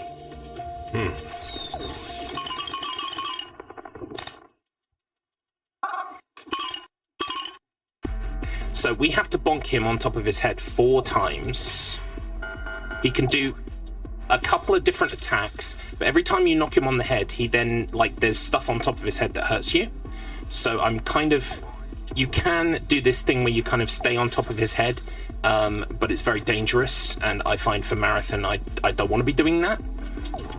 Oh, here comes another jump. So we just want to bounce off the ground before he does. Give another top on the head, and I'm just going to pound on him until he's dead now, because he's only got 1 hit left, and I've got 3 hearts. Okay. Very nicely done. We're going to head over here. Because we're very high up, we can utilize this very silly technique of just falling through the air and boosting as fast as we can to basically land on top of the bells that we need. Which is very funky. I think we're there. Oh, this is a different... Yeah, and then we're going to jump off here and immediately die. And the reason we're doing that is because this will take us back up to the top of the tower, because that's the last checkpoint that we hit. Even though it saves the fact that you hit the bell. And then I'm going to come off here for the final bell. And then it's on to the next level. But it's really fun, and this game has got lots of secrets. Actually, if we make it to the end and we see the credits, we're going to be chastised by one of the special characters that we didn't actually find any of the secrets. So I look forward to getting told off. Yeah, earlier you might have seen some cryptic writing in wingdings on some of the walls that you can kind of translate into things. It's very interesting, and yet means nothing. Yeah. So yeah, it's very I don't know, but the good news is that we might not have to wait too much longer to find out, because there is a sequel. Yes. It is coming out. It has been announced. It's very exciting. You told me this week, and I'm still not. I've not come down yet from that news, because this is a really great game. Oh, by the way, shout outs to Andre, who made the game. He commented on my my previous world record on YouTube. So it's always nice when you come into contact with the devs. And then shoot, there we go. Nice. Whoops. Okay. Oh, nice. Actually, no, this is the bottomless pit. Yep. Hopefully I hit a checkpoint. I don't think I did though. It's okay. It's okay. Oh, they're down here. I was going to say where are my blue balls, and then I realised that might sound a bit silly. There they are. So I managed to boost past. Oh, whoops, a doodle. This is the problem: is that the movement is so I cannot tell you how much fun the movement is, but it's also incredibly unreliable. Here we go. We're in the right spot now. So yeah, I didn't realise that there was a pit down there. I thought this ground extended the whole way. Yeah, this level's a bit deceptive for that. But yeah, this is... Woof. Oh, you got this. Everything about this game, this game casually, super fun. This game is a speed run, a bit tricky, stressful, and frustrating, but in a good way. Yeah, stressful. Yeah. So yeah, we can chain these bounces now like crazy. I'm going the wrong way. Yep. That movement looks so fun. Oh, it is. It's 100 miles an hour in the best possible way. Yeah, it's really fun. It's just really tricky. And there we go. We should be alright now. It's one mistake can set you back horrendously when you're trying to actually do this as a speed run. And we haven't even mentioned the best part, and that is after this level, there is the final level, which is longer than all the others. It's over half the run. Yeah. And if you die in it enough times and you game over, you have to go all the way back to the start of it, which it's very long. That is a run killer. But I don't know why the city's on fire. I don't know what's going on. We're far too cool for all this nonsense. It's hell, mate. You know? Just, yeah. Of course everything's on fire. To be honest, yeah, that makes the most sense, doesn't it? Yeah. We're too cool. Everything. I mean, look at us. We are too cool. Yeah. Right, okay, what we're going to do now is we're going to utilize a secret area. So this is one of the areas that the guy's been telling us to look out for, or will do in the ending. But we're not actually going to talk to anyone here, we're just going to use the... Oh, whoops. Whoopsie. Hey, there we go. We're going to use this little warp to get past a huge section of the level that's really tedious. Oh, almost. I should get an extra life, because you can collect corn, by the way. You can collect 2 types of corn, but the gold ones, every time you get 100, you get a new life. So 2 lives on the final level does not instill me with confidence, but you know what? We'll make it work. Just play it slow. Yep. We believe. Yeah, it might be safety strat time. We'll see. So we're about to meet. Oh, okay. Take it steady. We need some good luck energy in chat. Oh, we do. Yes, please. Everything you can spare. This is a lovely unskippable cutscene thing. The whole game has got a PlayStation 1 aesthetic, including even like one of those loading screens at the start that's got like the white bars with the teal text and everything. Plus being in 4.3 as well. So now we get a cool unskippable PS1 style FMV.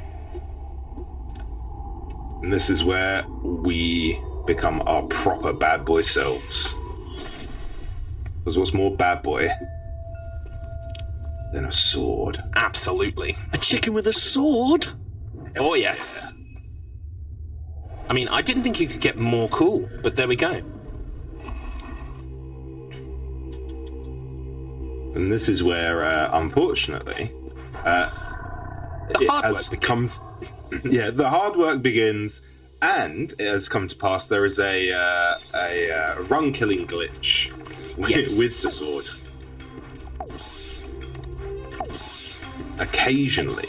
And we're not really sure what causes it. The sword can kind of get stuck into an animation, and then you can never use it again. And that would be fine, except we need to use the sword in order to defeat the boss, and in order to progress the level in ways that you're going to see. Just going to be extra careful here. Yeah, it's wise. Whoops, never mind. Ignore me. As we say, this is the hardest part of the run, because at any point in this effectively gauntlet, if you die, you get sent all the way back to the start. Yeah. I'm technically on 2 lives, because even though it says 1, you get a 0 life as well in this game. I am taking this section extra carefully, just because it is the one that's most prone to getting damaged, really. It's like the worst one of them. Right, okay, should be... Alright, that's fine. I'll allow it. We can perch on the edge of this platform just here. Okay, cool. Right. I'm glad to see that people are naming the sword in chat. That's awesome. Because Cluxcalibur is a pretty good starter. It is. Would love to see some more. Okay, right, here we go. So this is the first lock. I guess this section was supposed to kind of represent the first level. The second one represents the second, third, and fourth, and so on. And we need to break. Is it 4 or 3 locks? 4 locks, I think. Right. Okay. So this is another section where a new skip has been discovered. Basically, we use the fact that the. Okay. No, we have not made that. That's okay. It doesn't cost us to go back and try it again. So basically, we use the fact that the camera rotates quickly while you're inside the inner part of this cylinder. This looks good. No, almost. So you can see there's a platform that we're basically trying to make our way to. There's a checkpoint right on it. Ooh, hello. I didn't even know you could get stuck on that. Right, okay. Let's try again.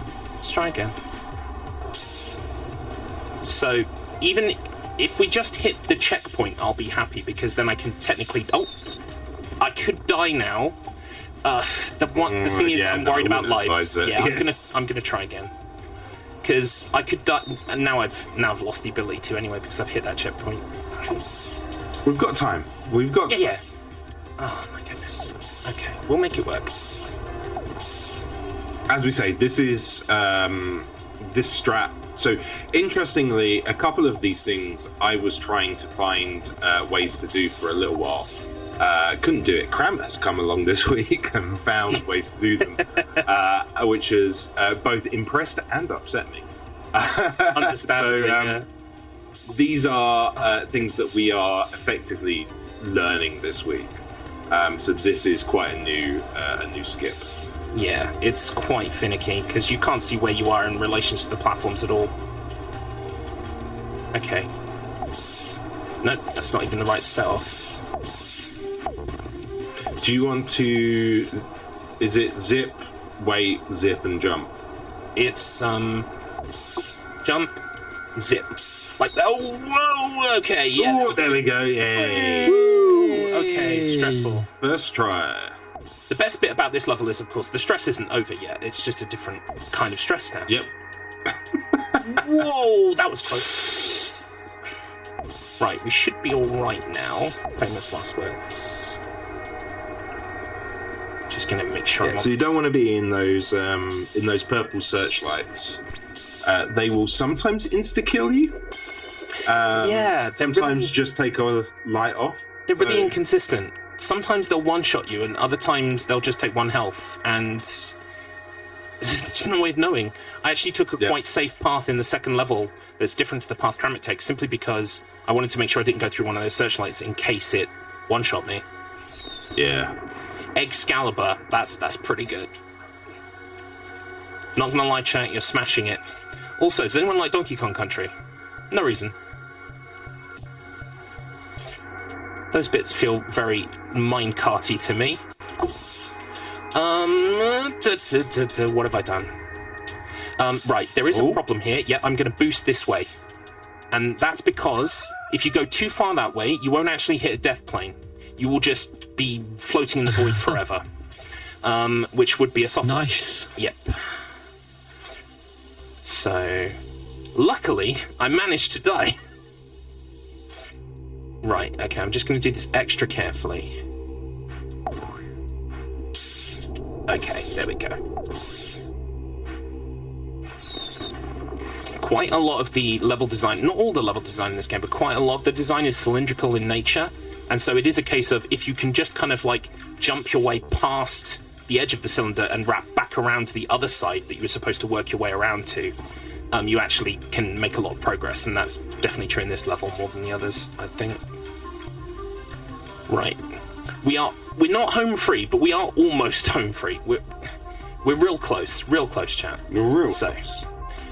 When we make it up here, we're going to do another one of our classic boost towards a platform and hope that we make it strats, which should be fine.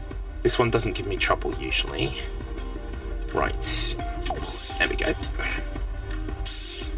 I'm going to charge my sword as well, just so that when I land, I'm ready to attack the padlock. But this cuts out like 1.5 minutes of grind rail stuff, including bits that you can actually fall from. It's very easy to fall from. So when Kramit came up with this strat, I was like, that's actually quite helpful. Thank you, Kramit.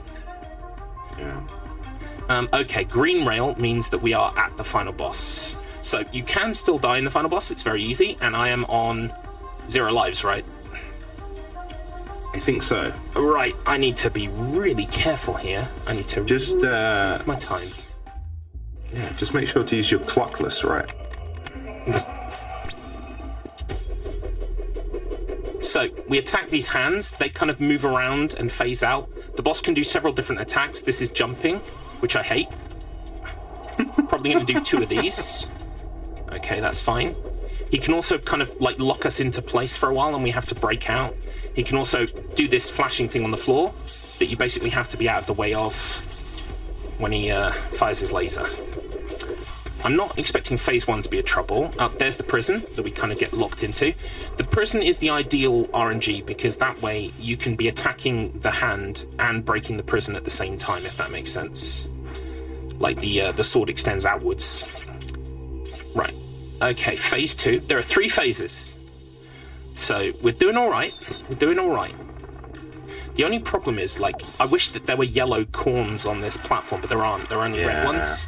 Yellow ones, I'd be able to maybe try and get another life, just to make myself feel a little bit better.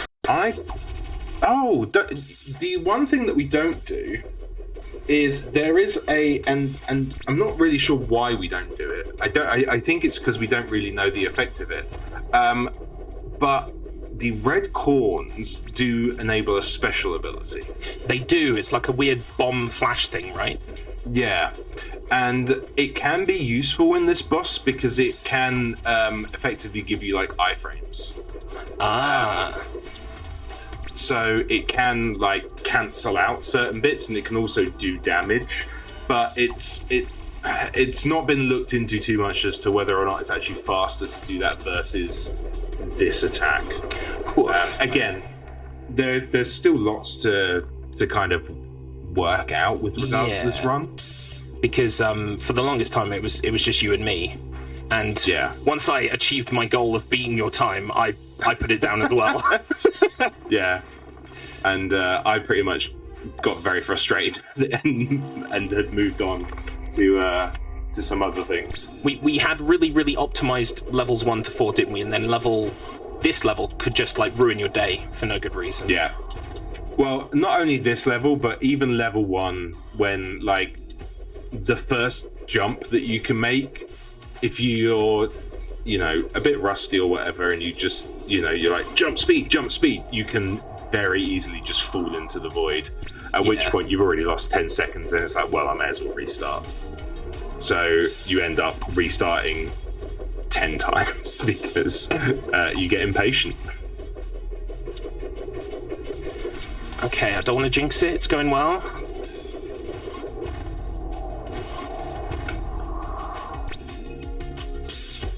Oh.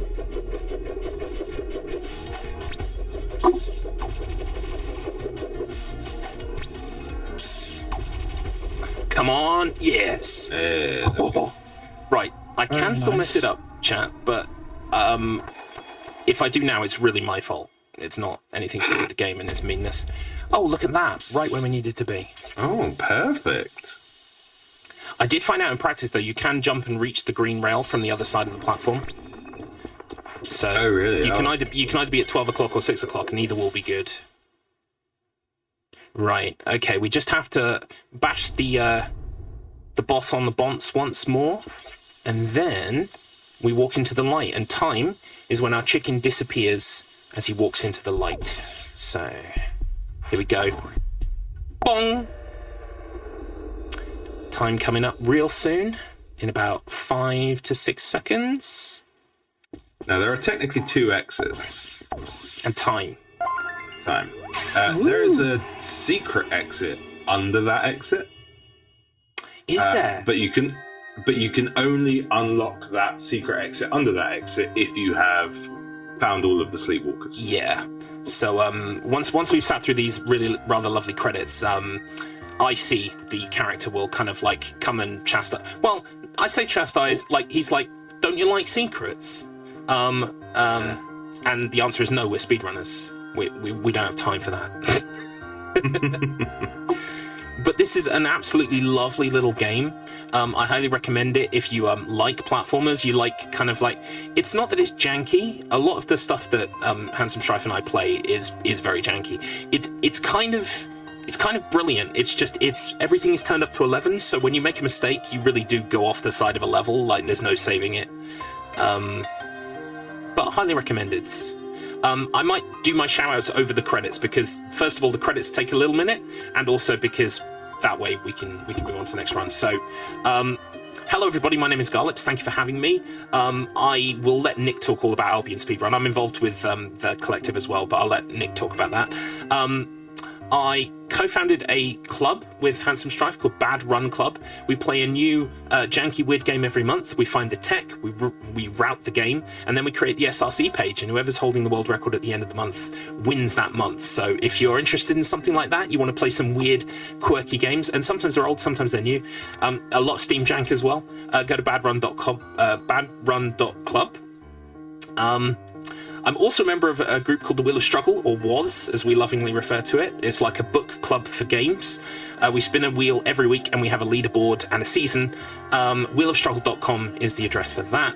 I also organise a bunch of speedrun races in the off-season for WOS, called Struggle R, and if you can get it into a stream layout, I will put that race on. We've had Anno Bingo, we've had Sonic Ring Shuffler, where every time you pick up a ring, it changes Sonic game. We've had Ocarina of Time randos, etc., etc. We'd love to have you. Oh, here's IC. Hey, IC. So if you were eagle-eyed during the run, you might have been able to see IC in some of the levels. He's kind of like hiding just out of sight, and he's one of these kind of optical illusions where if you're looking at just the right angle, you can see him, but if you move to the side, he's invisible. There are loads of little secrets hidden in this game, and we have been talking about maybe 100% category. We still haven't decided exactly what that would look like yet, but if that interests you, feel free to join us. One more shout out, I have to say, please watch Low Res. Go to YouTube and watch Low Res. It's a comedy gaming panel show. It's kind of like Nevermind the Buzzcocks or Would I Lie to You, but with a uniquely gaming British flavour. And yeah, we'd love to have you on if you've like content creators on. So please do reach out. Any of this stuff, reach out to me in DM. I will point you in the right direction. Thank you so much, Nick, for having me. It's always a pleasure. And yeah, I'll have to learn something else because I can't keep bringing Blobby and Fowl Legacy. Handsome Strife, where can people find you and the things that you do? I'm on twitch.tv/Handsome Strife. I'm currently on a bit of a hiatus, but might be back later in the year. Exciting. Thank you, Nick. Awesome. Well, thank you so much for bringing this. You now are officially the first person to have 2 runs on Fast Travel. So congratulations. Thank you so much. And I'm sure when Fowl Legacy 2 does come out, we will get you back on the show to show that off as well. It's very unlikely we're getting another Blobby game anytime soon. More's the pity. Yeah. Pity? I'm not sure pity's the word I would use, but I have Blobham syndrome. I'm locked in and out.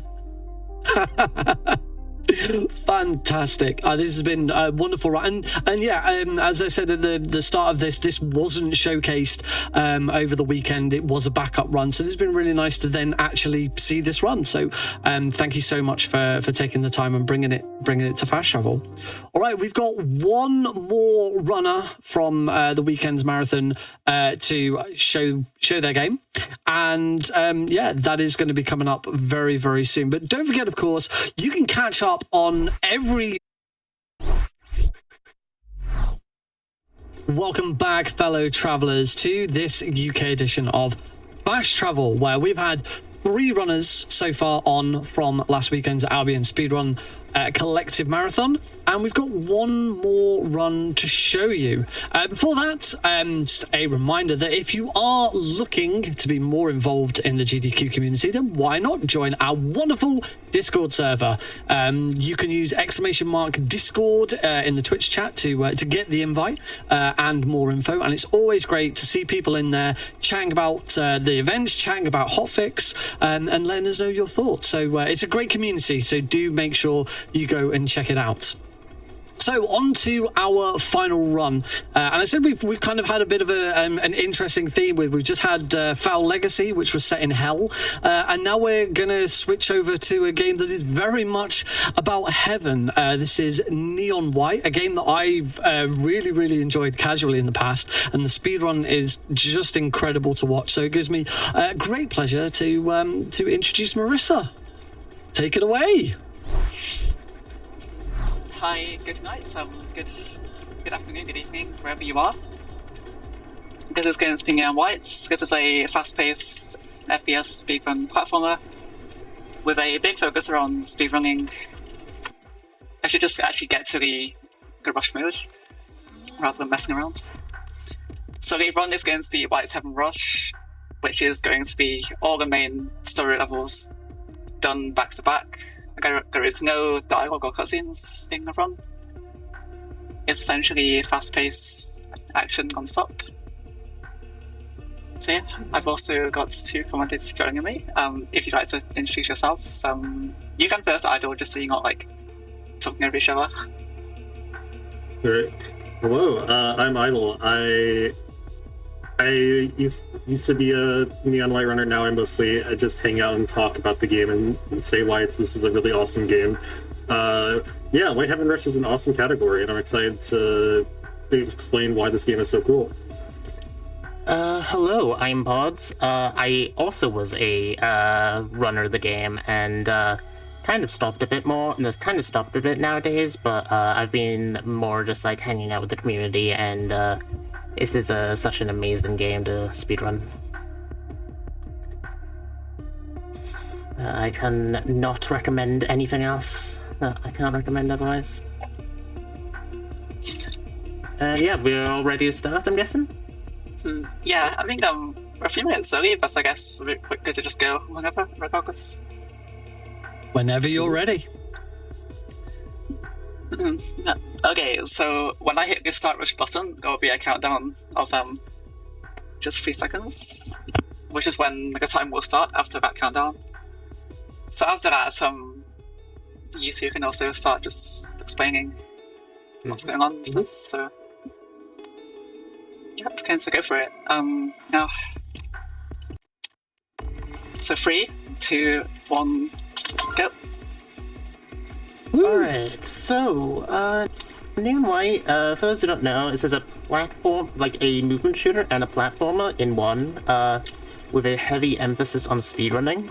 So, for the most part, you're going to be collecting cards, going to be collecting a load of things, this is going to be the first time we're going to see a Purify, which has a right-click discard and a left-click, have a left-click gun, so... Purify will you start with a sticky bomb, and you can throw it anywhere, and you can get a boost from it. Other card we're going to be picking up, we're going to be seeing in this chapter is the Elevate, where you you can get some extra height with your cards here. You can get an extra height by using the discard. Yep.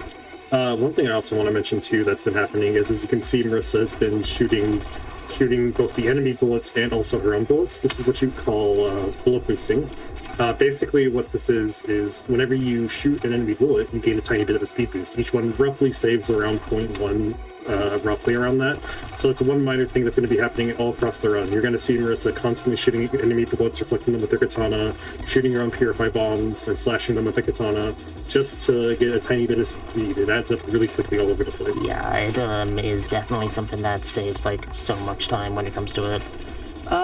Also, something else you may have noticed is she'll be often running on water. Essentially, water in this game has a weird feature where it kind of just boosts your speed from about 18 units to, which is the base running speed, to about 32, I believe. 33.75. 33.75, something like that. Yeah. Which it does make you go quite a bit faster. Oftentimes, you do also want to be jumping on the water, which will give you more of a speed boost. Yep. So the reason why that works is because what the community calls an above water boost. Basically, if you're above water, you gain a bit more speed above there. You gain more speed above the 33.75 that you have there. And while we've been explaining this game, Marissa's just been absolutely going ham and is already onto the second chapter of stages. Already on stage 11. This game has so much to commentate on, and it's so little time. Yeah. So we're going to be seeing our next card here, which would be the Godspeed after this level. Godspeed essentially is going to be a dash. Essentially, with Godspeed, you do also want to time them a bit slower than usual, slower than you think. Otherwise, because they do give a bit of extra speed. The later you just send them, essentially. The Godspeed dash is also useful for killing enemies because it deals, I believe, 8 damage, which kills every enemy in the game. And as you can see, as an example, at this stage, the gimmick is you're just going to keep Godspeeding into different enemies, and then you're just going to grab another Godspeed. Speaking of which, the demons here, in order to complete the stage, you have to kill the demons, which you see at the top left of the screen. certain demons, depending on their color, actually drop cards. So, for example, the blue ones, they drop Godspeed, which matches the color Godspeed. The yellow ones drop Elevate, etc., etc. Yep. And, essentially, we are going to be also seeing a lot of things in this run where Mercer will be, like, kind of trying to sneak through some cards to later parts of the run. Kind of like, this is kind of like one of the things that just has gone, like, really, like, to elevate the rooting in this game, essentially. Mm-hmm. So, yeah. There's a couple stages later in the run I'll be able to point out to give some examples of what Fox is saying. So, like, kind of explain that. But yeah, routing this game is very interesting because although you do have, the levels are relatively linear seeming, you can do so much with the cards because, you know, you might not need a card right away and then you can just use it way later, which adds a lot of interesting things for routing for this game. Yep. So now we are in Dancer. Dancer essentially has a thing where, we're kind of trying to, like, time our Godspeeds later. Just, like, this is probably just, like, the best example of this. As it will like, send you further on. And now we're on to Chapter 3, which, yeah. Chapter 3 is kind of where things start to, like, step up a bit. This is where you get to see how crazy this game gets. So the stage is called Guardian, and it introduces us to Guardians, which are the giant head enemies. Basically, they have 8 health, and if they have line of sight of you after they charge up for a couple seconds, they will instantly kill you. So you need to kind of be careful about making sure you kill them quickly or just get out of the way. Mm-hmm. This right here introduces you to, this is Stomp, and introduces you to the Stomp card. Left click, it's a doozy, and it's pretty fast firing. Right click, it's just basically a ground pound. It stomps to the ground very fast. It is like, I'm pretty sure like 5 times faster than the actual like speed like your normal terminal stage. Yeah, something like that. While on stop cards, as you can see, the bullet, if you look closely at her bullets, you see that Marissa's bullets only like come out of the bottom left of the gun. That's a little weird, right? Well, what happens in this game is basically, even though the bullets appear to come out random, it has a fixed, like a set spray pattern. And since the first 2 bullets always appear at the bottom left of that, she's just going to be tap shooting, which basically means that although the Uzi, which is supposed to be a really close range weapon, and it's supposed to be like only used in close range, you can actually spam click it and tap fire to make it basically shoot in a straight line really far away. Yep. So you're going to be able to see some really far away shots that like you know shoot really far away with all these guns. This also works for the Purify as well. It's the same for all automatic weapons. It is like also it just makes this like way more consistent. Also, yep, this is Canals. Canals is probably one of the more flashy levels in the run. There's a new route, by the way, for this. Oh yeah. That was a big chill.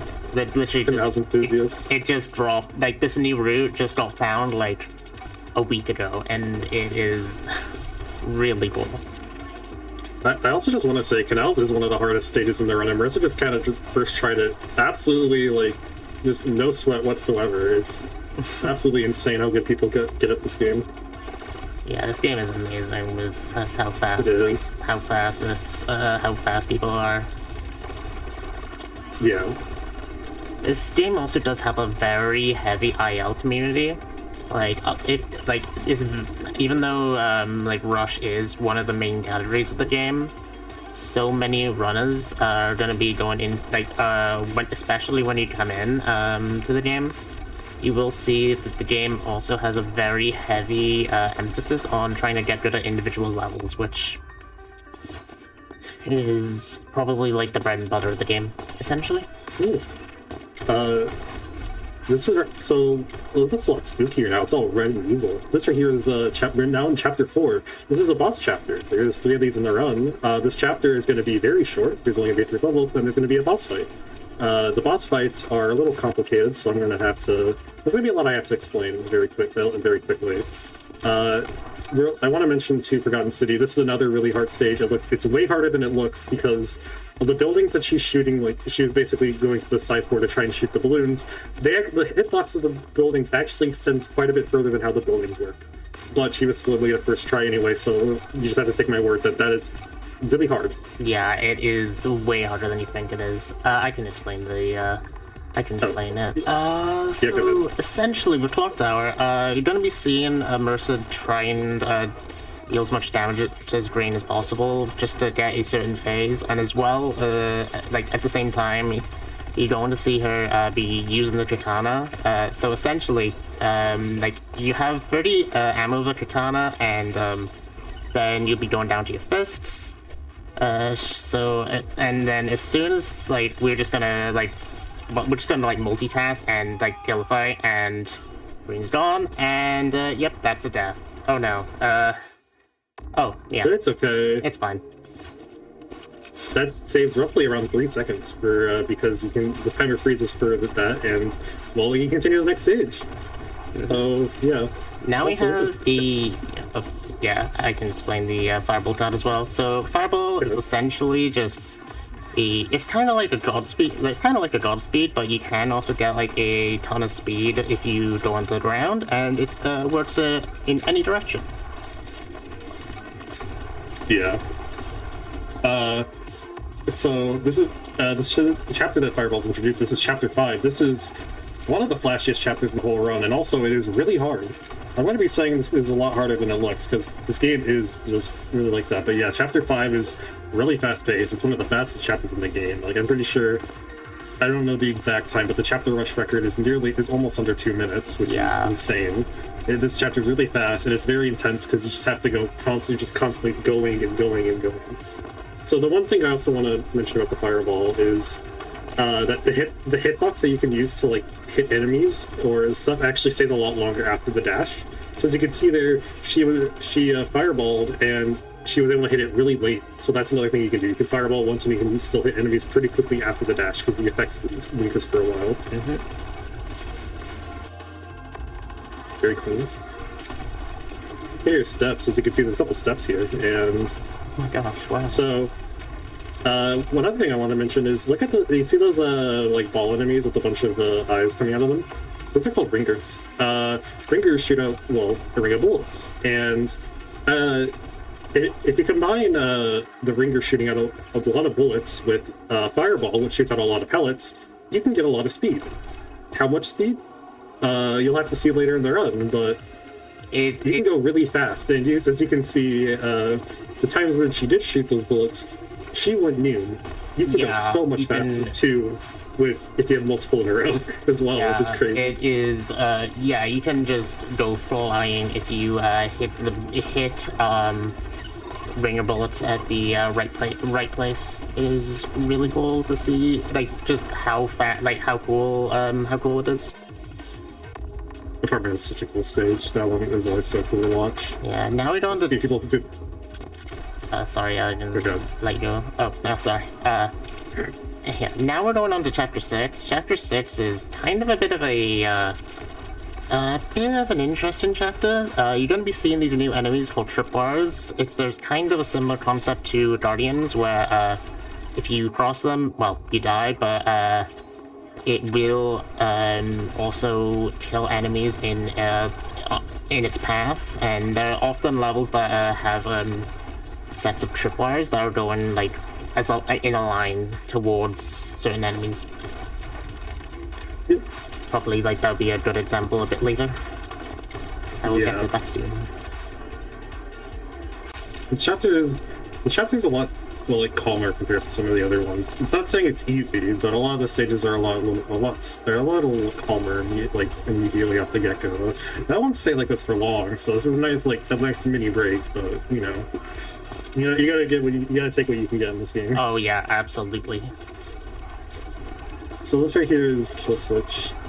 This is so this is going to be another stage where we talked about in the past about saving cards for later uses. So what Marissa's doing is she's saving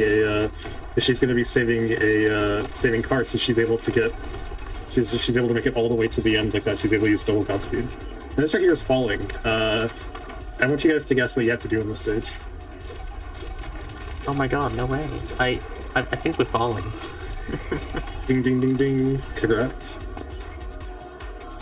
There's a very interesting routing decision you can make here in this run too. If you try to go you can either choose to shoot the tripwires, or if you want to go for the mega swag strats, you can stop down and hit them and shoot them with the katana. Yeah. Shockers. I want to introduce shockers because these guys are a little silly. These are basically these demons with petals on them. There you see there's a green petal. The green petal is basically designed as the devs to kind of be like, hey, you should go this way. But you can go any path and basically launch basically launch away from them really fast, and you stand on them to kill them. You can also kill them by shooting the eye, so you don't have to stomp on them. Which leads to some very fun stuff. Yeah, there's also going to be something we're going to be seeing a bit later where you can also like fireball into them. This is the essential, I believe this is called a shocker ball. Essentially, shocker balls are just ways of just going like absolutely flying with them, and yeah, there's a lot of really silly things you can be doing with shockers that you'll be seeing a bit later. To give you an idea, this is going to be a safer. There's going to be a shocker ball. I believe the fastest speeds you can really get from shocker balls. So again, for reference, the normal walking speed is 18.75. The speed on water is 33. Shocker balls, if done optimally, can get you over 200 speed, which is the fastest speed in the game you can get. Yep. It is crazy, and it gets crazy and out of control. There's going to be a lot of shocker balls. They're very silly. Yeah. Now we're going into Trip Track. Trip Track is genuinely one of the hardest levels in the run. Got a ton of very precise snipes. And she does the first try. Easy. Nice. Actually, I shouldn't say that because the stage is still isn't over. Oh no. Oh no, I'm sorry. It's fine, it's fine. You can back it up. Nice save, that was a nice save. Oh no! Oh, I swept your save again! No. That's not. I cursed it. Oops. This level's still like really satisfying. It's like it's satisfying, but this is like just a testament to how hard this level actually is. Ah, misclick. Oh. Oh no. Well, I gotta show off the jump again. Making that jump is like always just super satisfying. Though, like I still like even like 4 years after it's been discovered, it's still just always like amazing me to like, wow, I can't believe this jump's actually something that you can hit in a run. It looks so cool. The game just always does it pretty cool in general, but yeah. Yeah, this level also, like, a lot of the strats that you see in this game are also, like, genuinely a bit, like, safer than what you see in ILs as well, because ILs you would often see, like, people go, absolutely, like, cracked with some of the strats that they do. Like, it's really funny bringing this up on this stage in particular. Oh yeah, Race, AMAB's Race. Also, yeah, Race was the example I was talking about with the tripwires, where, yeah, the entire concept is just to beat the tripwires gone. Yeah, okay, get me out of this chapter. This chapter's so good. Heck yeah, this chapter is amazing. Yeah. So you see these big bubbles? Those are demons. They're called, you won't believe it, bubbles, just like the stage name. The gimmick with bubbles is you can't actually shoot them. You can walk through them, you can shoot out of them, but you can't shoot into them. So you have to go into the bubble to kill them. Except for one very specific case in the later stage, which I'll point out because I think it's silly. But the bubbles introduce a lot of restrictions of, you can't really skip the entire stage. You have to go into all the bubbles eventually. So it's basically, you basically have to go to almost like these mini checkpoints. But they don't really save your place, they're just funny little bubbles. Yeah, it is kind of a different, it's a bit of a different challenge when it comes to routing this game. I definitely find especially when you're playing this game casually, it is a blast to do. Like, it's a blast to try and like figure everything out and try and see what's fastest. Yeah. So this is Pop. There's a lot of really funny stuff that happens in this water slide, and unfortunately I don't have the PhD to give a lesson on this, but there have been like multiple discussions about how to optimally do that water slide. Yeah. This is Minefield. Minefield also has Minefield actually had like a really big bounty tied to it that is tied to beating the task, like actually doing a strat called Minefield task, and it is absolutely unreal that someone actually finished it. Shout out to Connie. Yeah, that was impressive though that was done. So you see these big chests now. Usually these chests are like pretty helpful for giving you cards, but instead these, they want to kill you. These are mimics. These bullets they shoot, they insta-kill you. However, they also insta-kill every enemy that like touches them as well. So just like with the tripwires, you don't actually have to hit every single enemy. All you can do is you just have to hit the tripwire, and that's probably gonna kill a lot of the enemies with how it's designed. Nice. That was really clean. Really clean trigger. Trigger is like probably one of the hardest levels in the run. Yeah. This is a greenhouse. And that's we never into the greenhouse. It's all gone. Yeah. You want to talk about mimic deflex and? Oh yeah. Sure thing. Mimics are like with the thing with mimics. You're gonna see we can actually deflect them like way more than we usually do, and it's mainly because like mimics can like you can just essentially get like a ton of speed with them by like just slicing them with the katana multiple times. Looks like here's the final stage of chapter 7. The next chapter coming up is a personal favorite of mine, and the game's gonna get even crazier because we're gonna be introduced to a new card. Minion card. You'll like the minion? The minion is genuinely my favorite card as well. Yeah. So this left click, as you can see, it's a rocket launcher. You get to just rocket jump in this game. So the right click is a zip line, which this stage is called zip line, so we get to see that in action as well. The zip line, you can attach it to any surface in the game as long as it's within radius. The rocket, you can you can also use it to jump anywhere. And also, it just pretty much does a lot of damage to every enemy in the game as well. So this stage, this is when the game routing gets even crazier, because with the minion card, you can kind of just skip a lot of things. You can kind of just go on the outside and just kind of rocket up to shoot a bunch of enemies, just like what Marissa did there. Something else to also mention, like with this, with the Dominion is like essentially just like you can also like just shoot the Dominion shoot the Dominion bullets just to get extra speed as well. A lot of funny shenanigans with how like rocket health in this game as well, but that's a story for another time. Yeah. Also, yeah, these levels are going to be starting to get really big now, so a lot of these levels are going to start getting upwards of like 25-30 seconds. Yeah, they say scary. I also want to say I love the music in this. Oh wait, you can say it versus this stage. Oh yeah, I like this stage. I may have put like a couple of 100 hours trying to grind for record on it. Now I'm like, now it's kind of like there's also a new like strat here actually. Like kind of people were talking about. Shoutouts to Crispy for that, but yeah. This is probably one of my favorite levels in the run. Yeah, it's a really fun stage. This stage is awesome. This stage is a pretty fun one. So, we've mentioned terms like aim-lab strats. Aim-lab strats are basically just very intense aiming, where you just kind of have to shoot things really quickly. This is an example of an aim-lab stage, because the strat's called aim-lab. I'm surprised I didn't get as much height there. That was interesting. Oh. It's fine. You can back it up. Maybe. That's fine. It's a little scary. That's fine. No, you make that. You're fine. You're fine. You're fine. Yeah, yeah. Okay. Oh my gosh. Okay. Yeah, I missed it.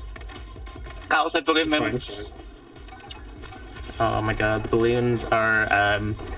Sometimes the balloons can absolutely just demolish you for no apparent reason. Yeah. Is that lead balloon? I'm not sure if that's a term still used now. Yeah, it is. It is.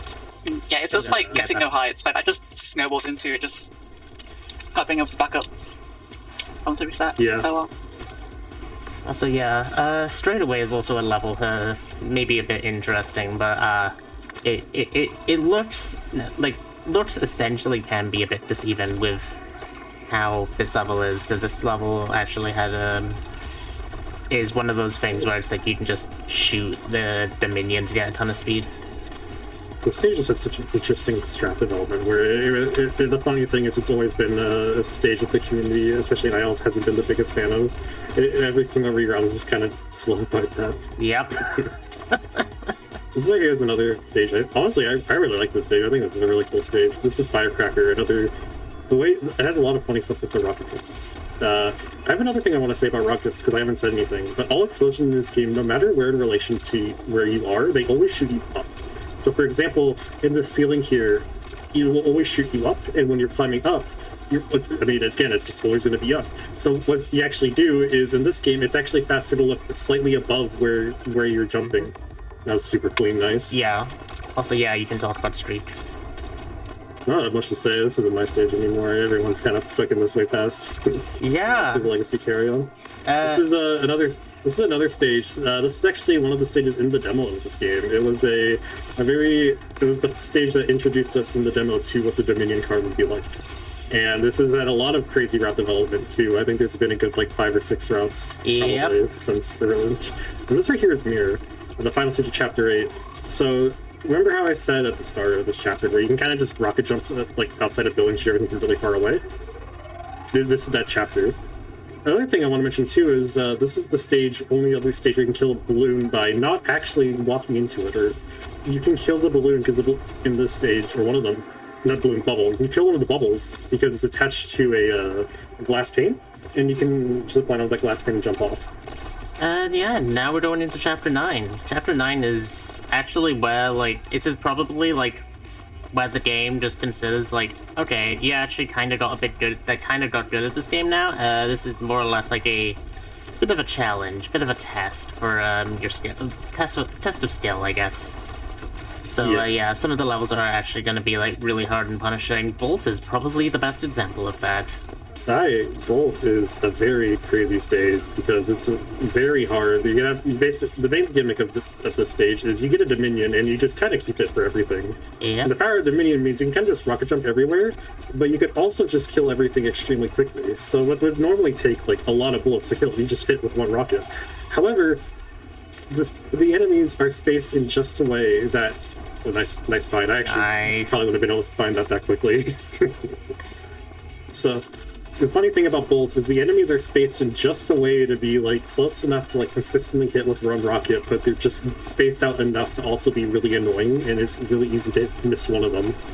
Yeah, it's genuinely a bit of a curse between runners. The bolt, even though it is probably one of the most fun stages to get right, it's just this is kind of where runs just go to die.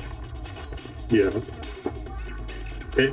So another stage just past Godstreak, I want to say, is another stage that's had a really interesting routing development. There has, again, been so many different routes because the stage is very open on how exactly you can do it, which is very interesting to see all the development of the stages.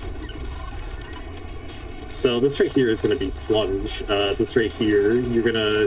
Remember I talked about shockers and fireballs? Here's a pretty good introduction to how fast the speeds can go with it. Yep, you go zoom. Pretty fast. It gets even crazier than that later on, too. This is Mayhem. This is, I remember when describing this in one of the first marathon runs of this game, it was kind of described as, it's almost like you're kind of just going in John Wick style, killing everything, because you just shoot the mimics, and the mimics kill everything else. Very cool stage. It's essentially like a shooting gallery, but it's also, just really fun, because it's done, really well. Yeah. So... Barrage right here is another really cool stage too, because you have because you can shoot your own Purify bombs that you have. So one of the strats you're going to see a lot pretty frequently is you're just going to see shooting Purify bombs and shooting them as a way to gain speed as well, because you're going to be able to use it to make a bunch of jumps like that, for example. You're not supposed to be able to make that. Normally you're supposed to stomp all the way down, but instead, no, we just skip it. All right, now we have a state. A state is. I'm just going to let this level speak for itself, honestly. This is my favorite stage in the game, probably, and a lot of people's favorite stage in the game. The community had a poll to decide what was the best stage in the game, and this stage won. So this stage right here is the perfect example of how fast you can go with shooting shockers, shocker bolts with fireballs. The fastest speed recorded I think on a shocker in the stage was over 110 speed, which for reference, Godspeed sets you, I believe, 105. Yeah, so you can go faster than Godspeed on that stage. Yep. Alright, so now we're getting into it's a bit of a lull before the end of the chapter. There's one really cool level in this chapter left called it's Fortress. I don't know why I was thinking Mountain for some reason. That's great.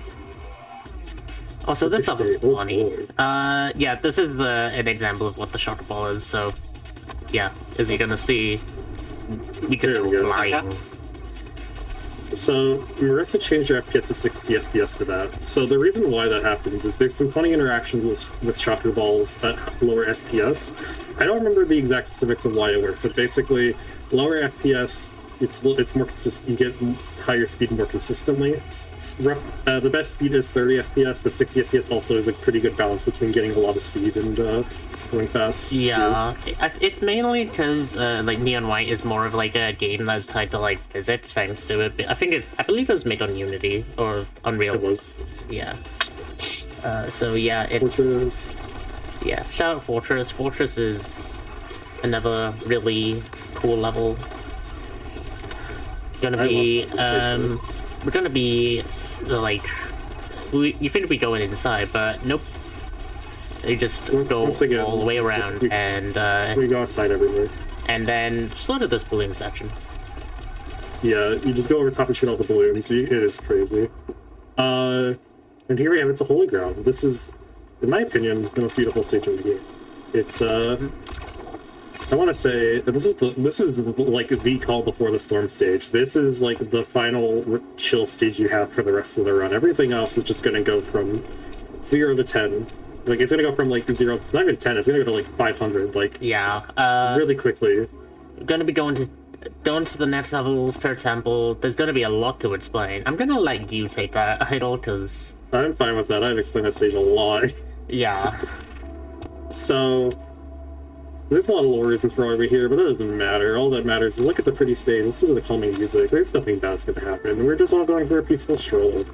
And we're just relaxing. Peaceful stroll. Oh, that's not good. Oh no. That's not good. So, the third temple. This is the second boss fight in the game, and this stage is absolutely insane. So remember how Pods explained at the start how what's happening is she's going to be shooting as many bullets as possible, shooting green as much as possible in between phases to get as much damage. We're going to be doing that, but up to 10. So the way we have is this thing we have called like basically phases or like cycles. Basically, every single time like green, basically when green drops a shield, so you can do up to 20 damage at a time. That's when basically one phase ends. This is supposed to be a nearly 3.5 minute long boss fight, but because we're able to shoot everything, it's possible to shoot in between. We're able to do this fight in 50 seconds. So Marissa's going to be basically trying to line herself up in multiple different ways to shoot green with like in between while moving. So for example, she's going to be timing really precise rockets. She's going to be just like swapping guns to be able to kill them at very close timing. There's a lot to explain. That is crazy. Nice. That was a really clean fight. That was really good. Nice. That Okay. looks so cool. It is. It is. It's such a cool stage. It's such a cool stage, but it's really hard to get right. So, welcome to Chapter 11. Now we have the Book of Life. So this card right here, it's a telefrag. You just right click, you teleport, you kill you just instantly go there. So what's happening is, well, yeah, you just right click, teleport everything. This game has this thing where unfortunately a couple where you can just kind of look at like there's a couple of like gaps in between collisions. You have like a pixel gap. Oh no. It's fun. Basically, you can just kind of seemingly aim through walls, and then you can just go really fast. So this stage is very crazy, and like this chapter is very crazy because you're just basically going to be teleporting all the way across the map extremely quickly, and you kind of have to do it one after the other, and you kind of just have to go extremely fast. A lot of these levels are all very fast paced. Like some of them, like the levels are literally like sometime between like 10 and 15 seconds, and yeah, it's just you just blink and you miss it. Yep. Also, yeah, something else I guess I could mention. Shout out to Lexi, by the way, because I was recently like Lexi's absolutely been demolishing this category recently, and it has been absolutely wild to see how fast she's been improving. Oh yeah, we should talk about the final time with the run-ins. That's crazy. That was an absolutely like insane community milestone that happened. Yeah. So another thing that's happening is Marissa is teleporting through tripwires to hit that. The reason why that happens, I forgot the exact reason, but basically you just kind of skip the hurt box. The hurt box probably wasn't loaded in, I'm pretty sure. I forgot the exact reasoning, it's been a while. This right here is Congregation.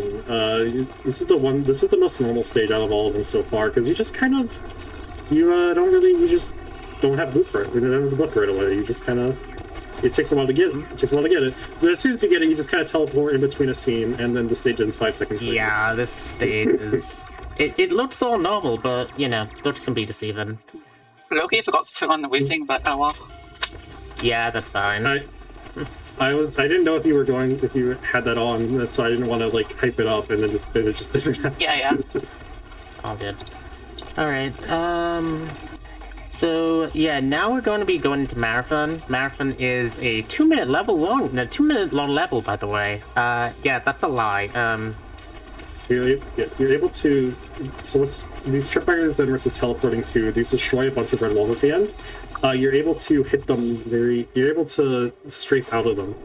So you're able to strafe out of them and be able to do that. And right here, we're now on the final boss. Now on the final boss, by the way. So, yeah, this is the Neon Green, like the final stage, Absolution.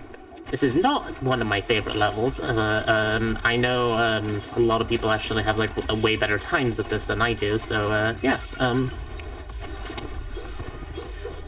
this level has some pretty cool things, but it's mainly just going all in on green. Yeah, this is the one fight you can't really skip any of the phases for. You have to kind of just go all the way to the end so you get to see it. You just get to see it all the way played out. But there's still a lot to be done here. The community calls all these green crystals in a row. We call them conga lines because they're fun. This right here is the second to last phase. This phase is pretty scary looking depending on the strats you go for. It is kind of, but yeah. This is an awesome stage. Nice. The music stops. It's a little spooky now. Now, and then this is right here is the final room. Green's gonna die pretty soon. Nice. Oh, nice. And the quick kill. Nice. Wow. GG. Quick kill. Somehow, yeah. Time. Oh yeah, time. My bad. Did you lower your FPS for that? No, somehow the rare high FPS quick kill. Oh my god. No way. It only happens in Rush, I swear. Nice, GG. To give you a reference of how rare that is, when the game came out like 4 years ago, I did a record grind on this for like I think combined like 50-60 hours on this. Without going to lower FPS to get that, I think I only hit that 3 times across the full 60 hours. It is insanely rare to hit a high FPS. Yeah. That is crazy. Congrats to the round, that's really good. Yeah, GG. Yeah, thank you. That is White. There we go. It's been on GDQ Hotfix a few times, and also main GDQ twice, I think. Yep. Yeah. But yeah, shout out to the speedrun community. If anyone is interested in playing this game, do check out the speedrun community Discord. It would just be on the speedrun.com page. Community is still very active, even after almost 4 years since release. There is a big modding scene as well, which has helped keep the game alive. With especially community medals. Since the game does have medals implemented by the devs, which is perfect to get into the game. But once you've done all of that, there are also community medals to challenge yourself further. And yeah, plenty of other quality of life mods, which I would recommend. We also have custom levels too now. We have mods to make custom levels, so it might be fun to check out. We have like 50 or so already made as community, and even more coming out. Oh yeah. As the times go on. Also, I would also recommend to follow a ton of the top runners that you see on the global sheet, including Marissa. Marissa is amazing at this game, and yeah. Yep. Thank you. Also, shout out to the new world record right here. It was set about a few days ago. Very big milestone. Ever 28. This is the first ever 28. I think it's The first 29 happened over 2 years ago. This is the first minute break that's happened in 2 years, and it was an absolutely insane run, an absolutely insane grind. Lexi had 32 a week ago, by the way. That's the funny thing. She kind of just destroyed the category. Like, This game, it's awesome. Like, this game's amazing. I'm just gonna say this real quick. If you like starting out, like if you are too scared to start out this game and like anything, give it a shot. I would recommend it because like Lexi started out the game a year ago and now look. That's actually crazy. Yeah. Yeah, I can't believe that. It's wild to think that. All right, I'm gonna pass it over to. I don't know if you have anything else to say, Nick. Yeah, thanks for having me. That's basically my I do have one thing I want to add to real quickly. That's fine. Yeah, go for it. I also want to say, with how insane the run looks and how crazy all the aiming is, I do want to say for all the people in here who aren't actually that experienced with FPS games, Neon White is still a really good game to learn and get good at, because I mean, Marissa here, this was her first like FPS game she took seriously, and she's become a top runner and became a record holder, full game and at ILs and very high ranking for 4 years now. She's been a top runner since then. This game is very opening, the community is very kind and willing to help you out. Just try it out. This game looks awesome. Just trust me, you're not going to regret it. It's amazing. Yeah, absolutely. This was an absolutely fantastic run to watch. I never finished my casual playthrough. I think I got up to where the bubble enemies came in. I don't remember the bubble enemies. I remember everything before that. So seeing just how just fast-paced and over the top the game then becomes later on, and to see you absolutely blast your way through it, Marissa, has been incredible. So thank you so much. Thank you so much for being in Manchester with us last weekend. Thank you so much for staying up late to showcase it here on Fast Travel. If everyone just quickly wants to drop where people can find you on either on Twitch or YouTube or wherever, where can people find you all? Twitch is just Marissa77. Also YouTube as well. That's pretty much it. But yeah, no problem. It was fun. It's always fun to showcase the game.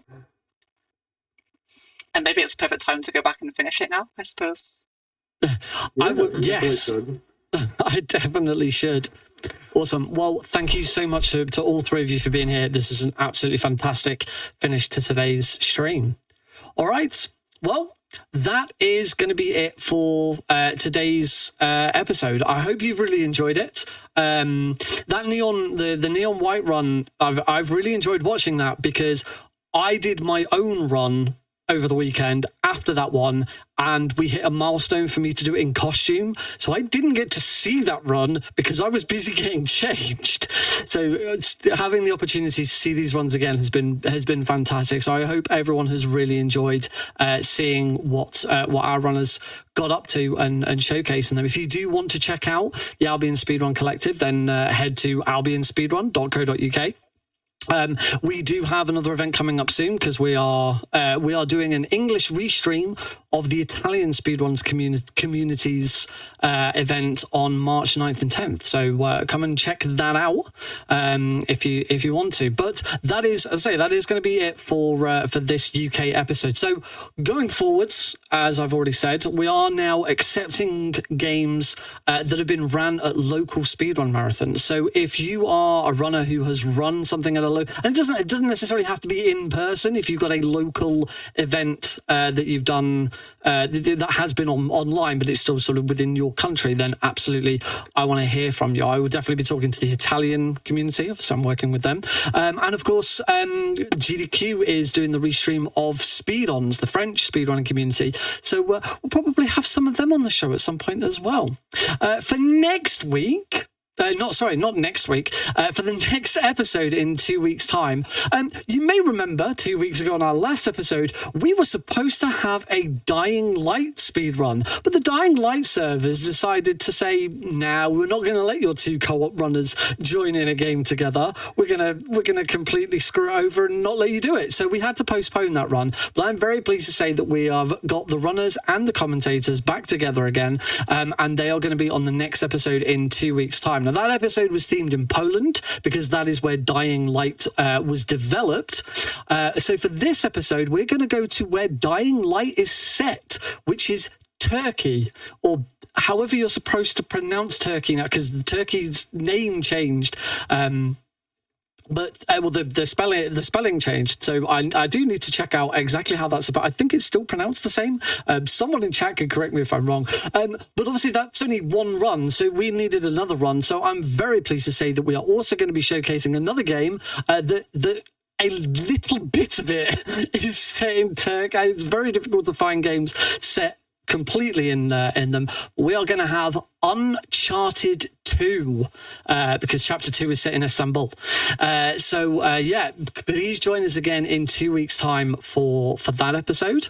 Coming up next, we probably will go to a bit of an extended break because all of our runners today have been absolutely fantastic and have smashed their runs. So we finished a lot earlier than we were expecting to. But